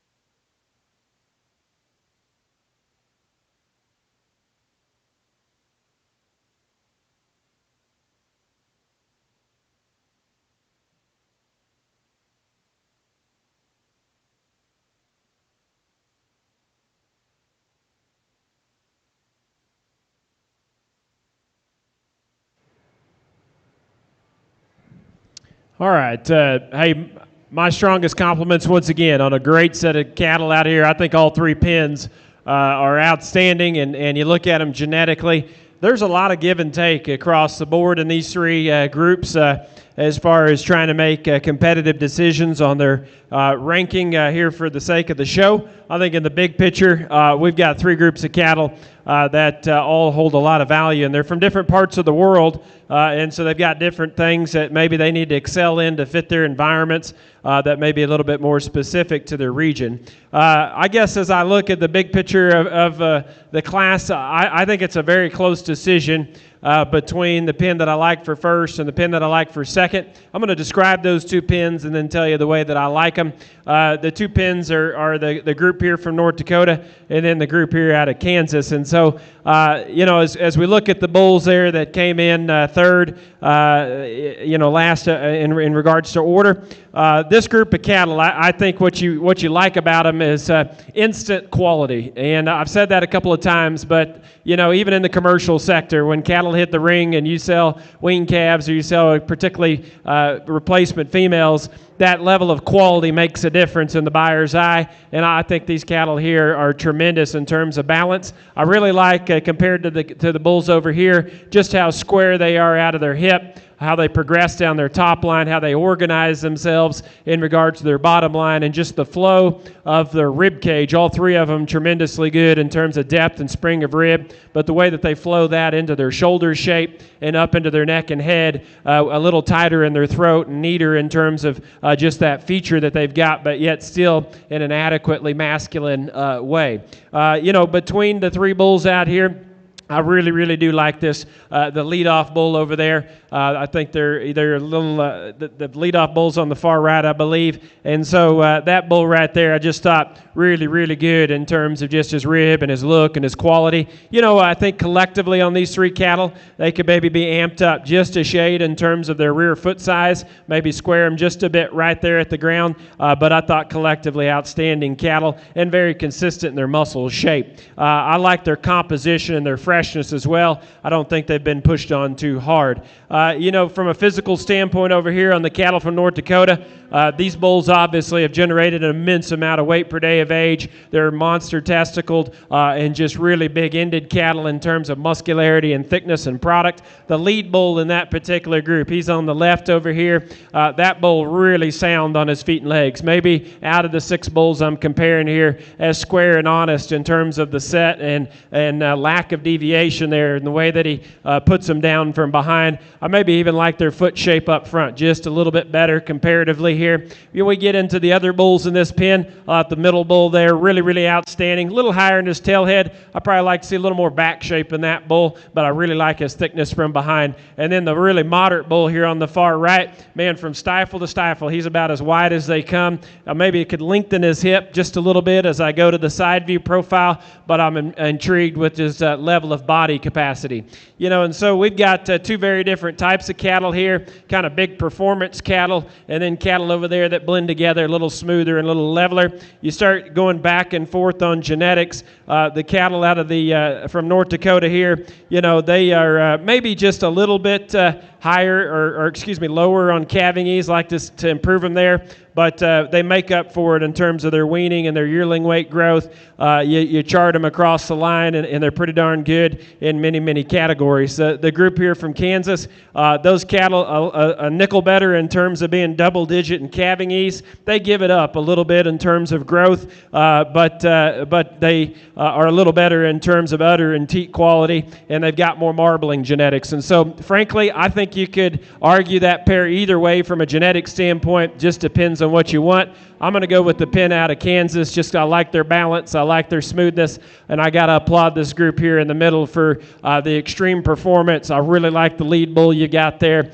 Tremendously functional, and my strongest compliments to both of those entries. The group we've got here from Washington, these bulls here are a little greener in their condition. I don't want to take anything away from them because these cattle are sound and correct in their structure. They're really smooth and long-bodied for their frame score. You look at them genetically in this group of cattle, even though they're a little behind maybe the North Dakota cattle from a performance standpoint. These cattle here are tremendously good in terms of genetic growth. They've got big scrotal on paper, even though they give it up a little bit physically. Like to improve them just a little bit in terms of their udder and teat strength from a genetic perspective, but an excellent set of cattle. Let's give these exhibitors in this class a nice round of applause on 3 outstanding entries. Congratulations on our Charolais side for Class 201B. First place goes to Schrader Ranch of Wells, Kansas. Second goes to Efforts Key Ranch of Granville, North Dakota. And third goes to Cliff Livestock of Ellensburg, Washington. Entering next will be Class 201C. We will have 2 entries in Class 201C. Okay, ladies and gentlemen, I'll get you caught back up in our Simmental Pen of 3 percentage bulls. This is entry 4225 from Oak Meadow Farms, Harmony, Minnesota. Their entries are OMF Natural N5. That was their lead bull. And he is a January 13th son of Miss MR SR71 right now, E1538. Their second bull, the Baldy Bull, that came out second. That was a January 27th son of MRWC Trifecta, 975J. He is OMF Nomad N40. And the anchor bull was OMF Northern N73. He is a February 16th son of J Trademark 1037. These bulls had an average ribeye area of 14.99 inches, a weight per day of age of 3.79 pounds, and an average API of 147. Again, this is your Pen of 3 percentage bulls from Oak Meadow Farms, Harmony, Minnesota. Oak Meadow Farms is owned and operated by Dr. Lynn and Barb Agan, along with their son, Matt and Jessica Agan, and their sons, Hunter and Garrett. Their annual bull sale, their 8th annual bull sale, this year will be held on February 8th, along with 5 Star and Diamond K at Cresco, Iowa. They'll be offering 100 head of bulls, bred females, and pairs. Their pen is Pen 322 in the yards, and they encourage you all to come visit the Oak Meadow Farms pen. Their herd consists of 160 spring calving females utilizing extensive AI and ET work. This is their 22nd time exhibiting Simmental bulls in the yards at the National Western. Again, this is your Pen of 3 bulls from Oak Meadow Farms, Harmony, Minnesota. Back over on the Charolais side, we began Class 201C. Our first entry in the 201C is 187, brought to us by the Zender-Wagney Partnership Group of Stanchfield, Minnesota. They're longtime pen exhibitors here at the National Western Stock Show. Zender-Wagney Partnership's annual bull sale this year will be March 28th in Greenbush, Minnesota. And as well, today they have a national sale pickup bred heifers selling as Lot 7 in today's national sale at 2 o'clock. The lead bull from the Zender-Wagney Partnership Group is 5069. This bull weighed 1,315 pounds with a WDA of 3.89 pounds. The second bull here in the ring right now for the Zender-Wagney Partnership is 5054. This bull weighed 1,280 pounds with a weight per day of age of 3.73 pounds. Next coming in is their anchor bull, 5014. This bull weighed 1,360 pounds with a WDA of 3.6. In total, the Zender-Wagney Partnership Group's pen had an average weight of 1,318.33 pounds with a WDA of 3.74, average scrotal size of 37 centimeters, and 352 average days of age. Again, this is brought to us by the Zender-Wagney Partnership Group as our first entry in Class 201C. Okay, ladies and gentlemen, as we have our 4th and final pen of our percentage Pen of 3 bulls in this class, this is a pen from Field Cattle Company, Cortland, Kansas. Their first bull is Fields Norman N506. All 3 of these bulls are sons of Keneally Commerce. This is a January 9th son, again, of Keneally Commerce. Field Cattle Company is owned and operated by Braden and Lauren Field and Elijah Field. Located in north central Kansas, in Cortland, Kansas. Their sale date is March 2nd this year, 2026, and their pen is Pen 229 here in the yards. Again, we encourage all of you to have a chance to go down in the yards and visit all of these producers. Again, this is your first entry. This is from Field Cattle Company, Cortland, Kansas.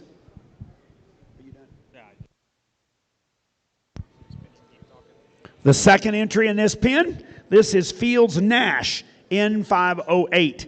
Again, a January 12th son of Keneally Commerce.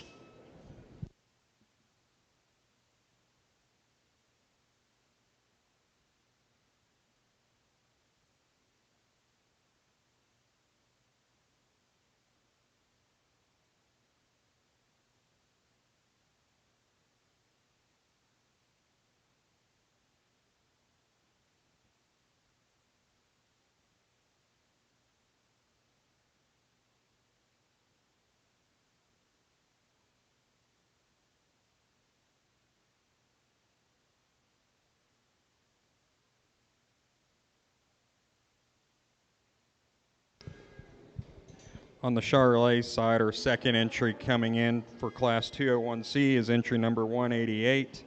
This pin is brought to us by Wright Charolais of Richmond, Missouri. Wright's been longtime supporters of National Western Stock Show and longtime pin show exhibitors. Wright's annual bull sale this year will be on March 14th at the ranch. And as well today, they will be offering a once-in-a-lifetime opportunity in the national sales selling pick of the herd in Lot 1.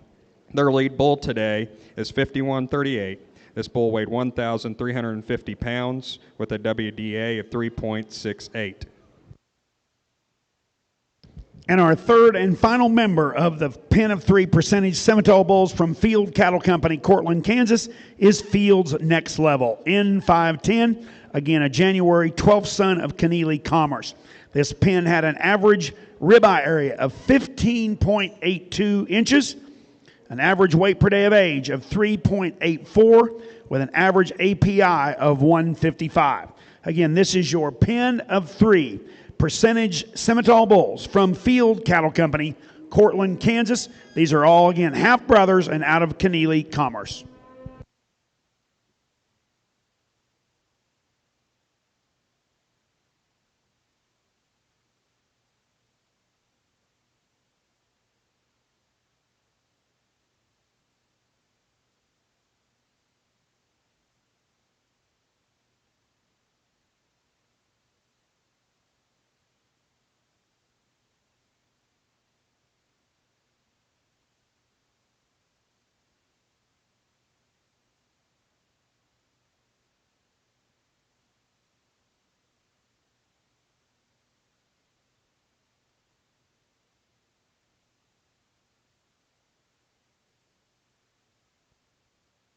The next bull entering for Wright's pen is 5291. This bull weighed 1,335 pounds with a WDA of 3.72 pounds. As we're evaluating this second bull here from Wright's pen, we'd like to take this time to thank some more of our sponsors, the American Charolais Association here at National Western Stock Show. We'd like to thank Wright Charolais of Richmond, Missouri, Zender-Wauge Partnership of Stanchfield, Minnesota. Thank you all for your contributions to the Charolais Association.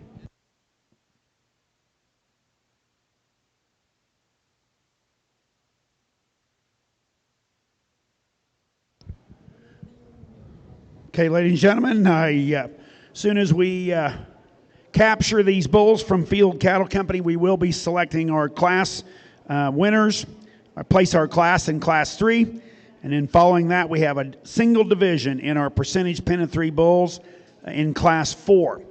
But folks, we are going to be doing our Power Simmental selection at the end of the bull show. So at the complete end. So folks, you still have plenty of time to come get your tickets bought. But we will be doing our Power Simmental at the end of the complete bull show. Back over on the Charolais side, our anchor bull from Wright Charolais is 5281. This young herd sire weighed 1,285 pounds with a WDA of 3.55. In total, Wright Charolais' pen had an average weight of 1,323.33 pounds with an average WDA 3.65 pounds, an average scrotal circumference of 40 centimeters on 361 average days of age. Again, this is brought to us by Wright Charolais, Richmond, Missouri.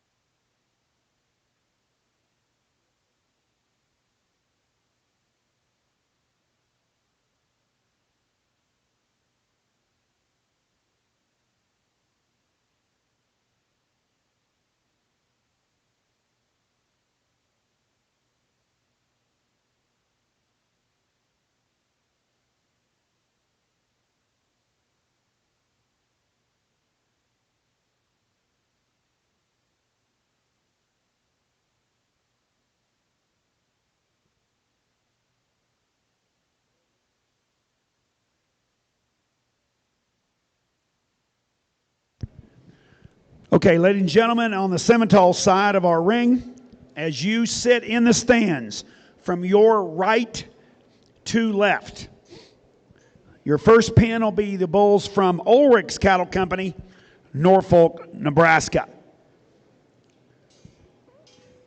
Next to them is the pin from Genetics Plus Group in Tecumseh, Nebraska. Your next pin will be your pin of 3 from Oak Meadow Farms, Harmony, Minnesota. And the bulls on your far left are the pin of bulls from Field Cattle Company, Cortland, Kansas.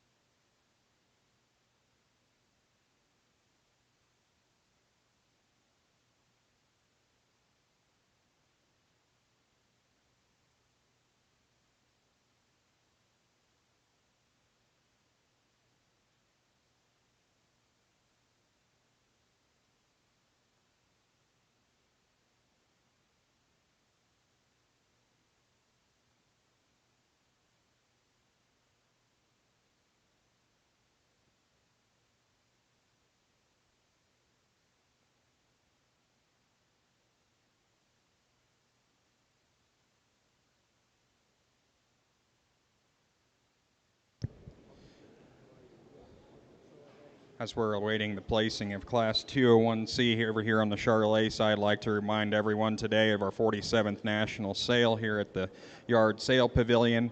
We will begin displaying cattle in the sale display area over on the other side of the barn at 1 o'clock. Then the sale will start promptly at 2 p.m. Again, please stick around after the pin shows today to come take in the national sale and as well as visit with breeders and exhibitors down here in our pin show.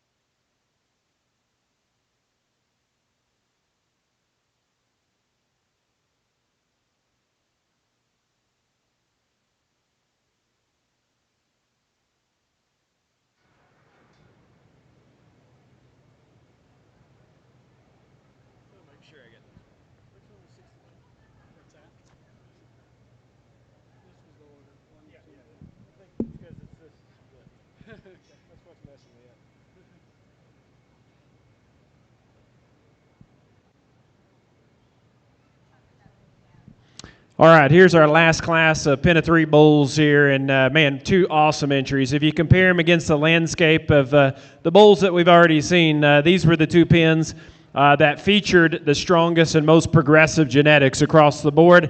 They are absolutely lights out in terms of curve bending, calving ease, and growth with balanced production values thereafter in a lot of other categories. And so, man, I could go back and forth, and I will brag a little bit more on both of them genetically, but they're both extra good, and my strongest compliments to these 2 outfits for putting together a set of cattle that are this good numbered and this good physically. I would actually describe both pens as being tremendously athletic.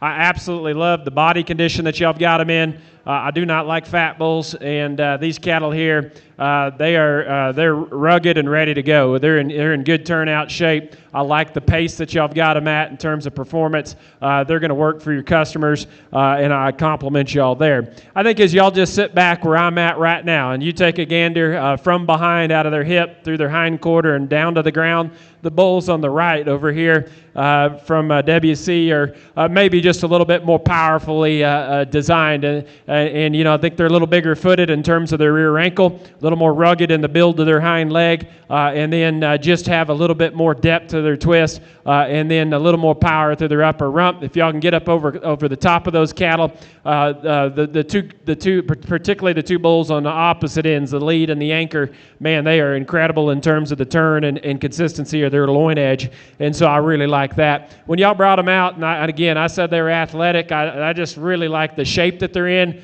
I like the way that they're sloped in their shoulder and carry their neck so naturally high off the top of their blade, and that for me is what really makes that impression of athleticism. Their length of stride is unreal.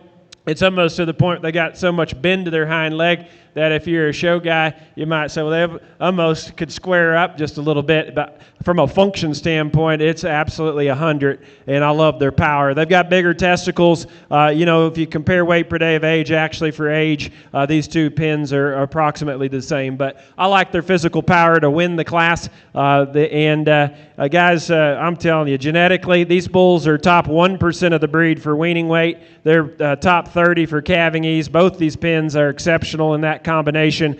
This group of bulls, just on a comparative note, I still did prefer. They give up a little bit on marbling compared to the other pen, but they are top 4 and 7 for carcass weight and ribeye. They're top 9 and 20 for scrotal and udder and then teat. And so there is just no holes to breed around. That's an outstanding group. That was my favorite pen of bulls from a genetic standpoint, and physically they are impressive. This group from Minnesota, again, I brag on them for the same things. You look up front, these bulls are made right in terms of their structure, their foot quality. I said the other cattle maybe a little bigger from behind, and maybe you could upgrade them there. Maybe you could spread them out just a little, but individually they balance up.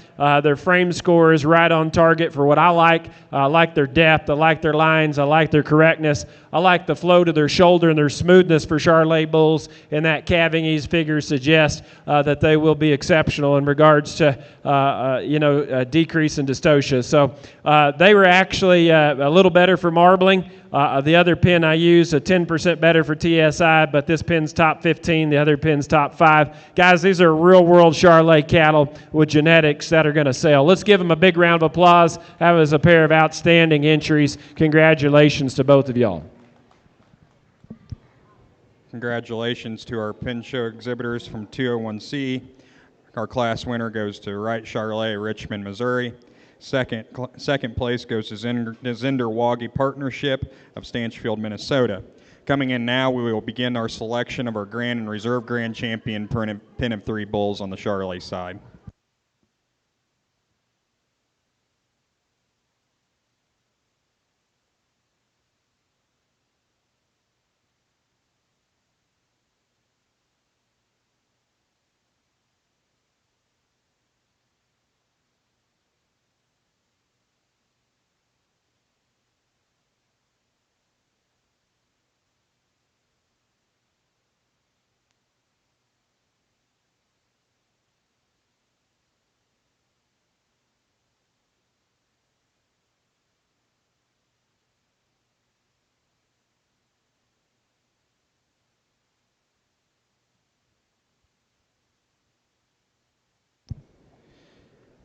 We're beginning our parade to select our Grand and Reserve Grand Champion pin of 3 Charolais bulls.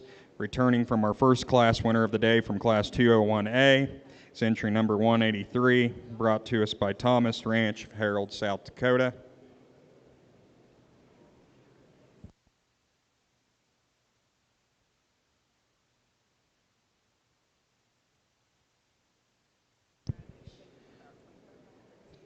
Thomas's pin had an average weight of 1,228.33 pounds with an average WDA 3.87.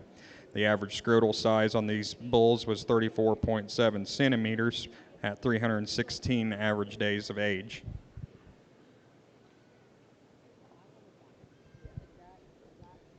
Next in will be our returning for our second class winner brought to us by Schrader Ranch of Wells, Kansas. Schrader Ranch's bulls had an average weight of 1,130 pounds with an average WDA of 3.3 pounds, average scrotal size of 36.8 centimeters on an average days of age of 341.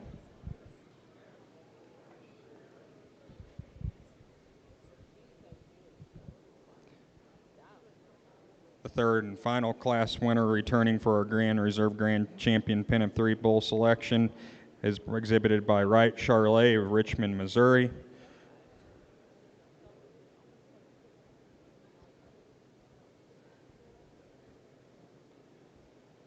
Wright's pin had an average weight of 1,323.33 pounds with a weight per day of age of 3.65 pounds and an average scrotal size of 40 centimeters on an average of 361 days of age.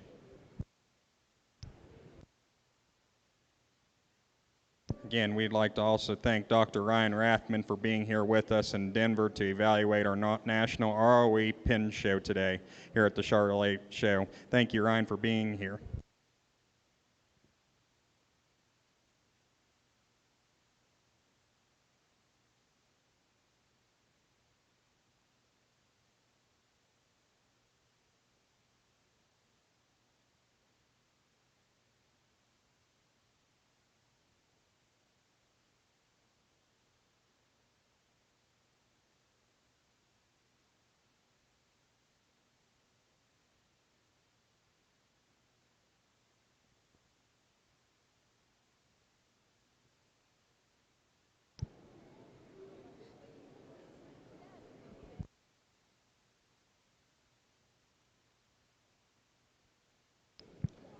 As we're evaluating these bulls, briefly, I'm going to go through a quick long list of sponsors we'd like to thank for our events here at the National Western Stock Show for the Charolais Association, Boyer Core Show Cattle of Pleasantville, Iowa, CK Sales and Marketing of Topeka, Kansas, Circle F Farms LLC North, Lyons, Georgia, Cody Cattle Company, Scandia, Kansas, DeBrucker Charolais, Dutton, Montana, Dennis Charolais Farms, St. Joe, Texas, Eaton Charolais, Lindsay, Montana, Efforts Key Ranch of Granville, North Dakota, Full Circle Cattle Company of Lakin, Kansas, Great Northern Bull Sale, Clear Lake, Minnesota, Hebert Charolais of Hyannis, Nebraska, MU Cell Corporation, Bill King Ranch, Moriarty, New Mexico, Linscoff's LT Ranch, Isabel, South Dakota, Schrader Ranch, Wells, Kansas, Thomas Ranch, Harold, South Dakota, Three Fires Cattle Company, Lacine, Kansas, Wright Charolais, Richmond, Missouri,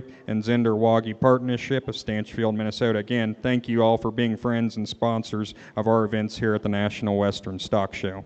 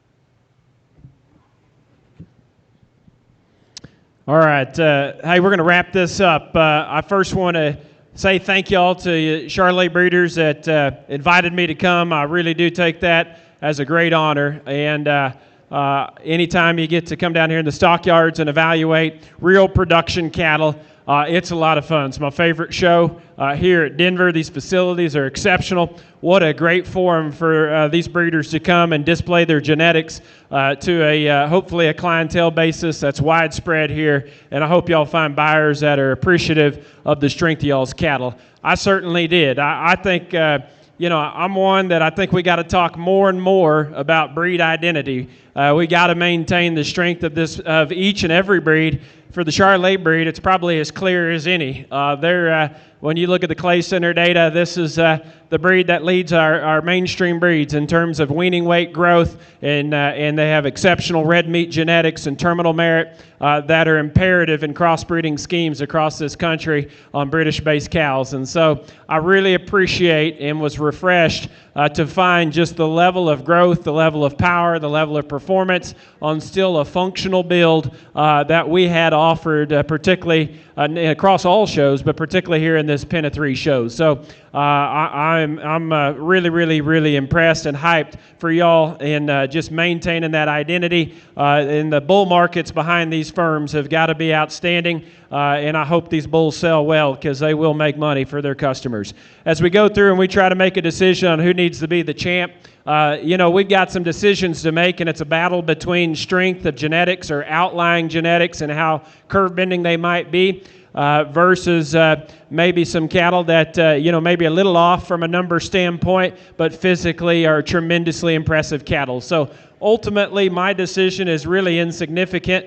The decision is in the buyer's eyes, and so depending on what you want, phenotype versus genetics versus how they blended together, that's what y'all need to come analyze and pay attention and do your homework. The first entry over here, the Thomas Ranch, this bull's getting a little ornery now, but I'll be honest, that bull right there, the lead bull, physically maybe is impressive of a calf that stands out here. That bull there is really, really deep in his twist, really, really powerful in his kind, but yet blends and balances in a manner that's absolutely elite. The other two bulls in there, chunky, full of muscle. They're extra, extra good. I don't know that they bounce quite as well as that lead bull, but they are very, very good. They're maybe from a numbers standpoint a little off the mark. Their calving ease, plenty good. Maybe a little outdone from a growth and scrotal standpoint and a marbling standpoint, but excellent cattle. And so you just got to make a decision on how you want to blend numbers with phenotype. Phenotype's exceptional.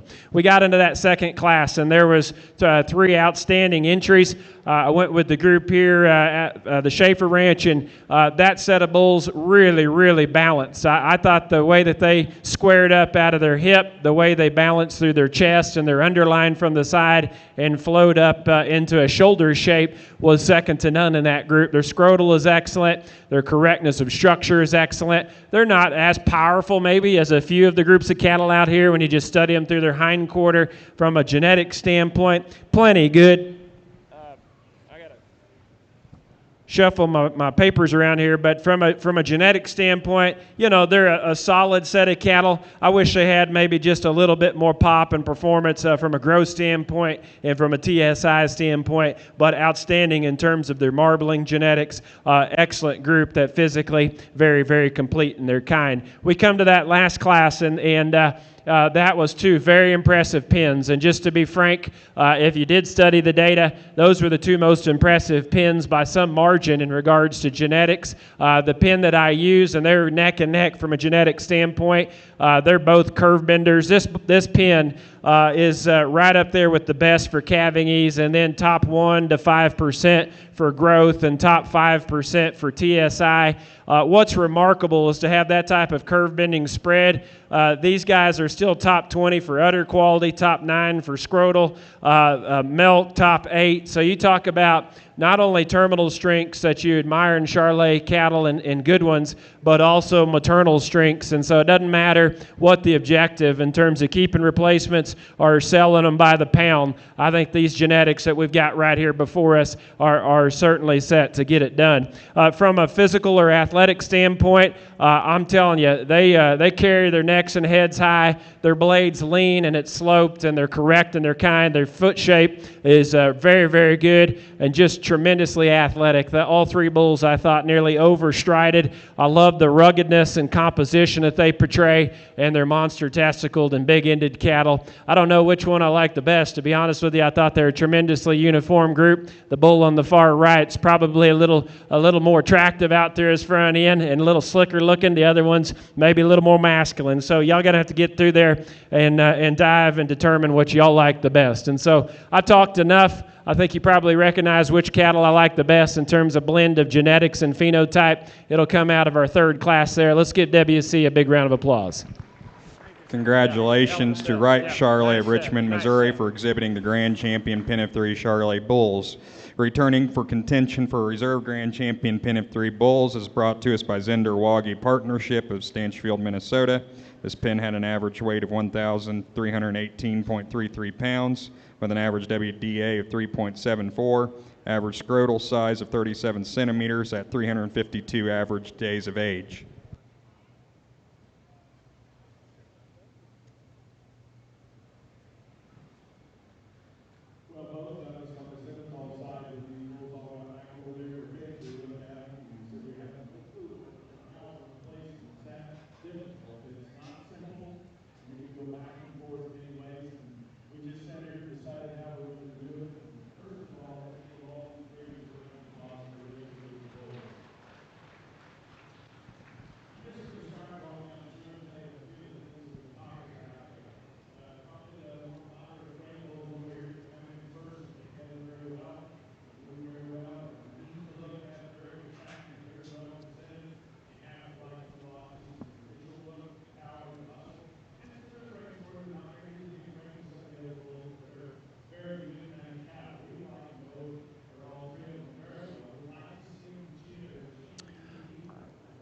I'll talk quietly so I don't talk too much over Kevin, but this reserve decision, very, very tight, and I hope y'all understand where I'm coming from physically. Kevin, I'm sorry. I didn't know those microphones or speakers are pointed both directions. You continue. Go ahead.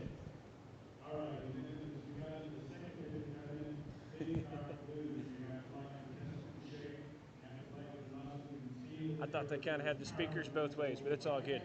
I didn't want to interrupt Kevin.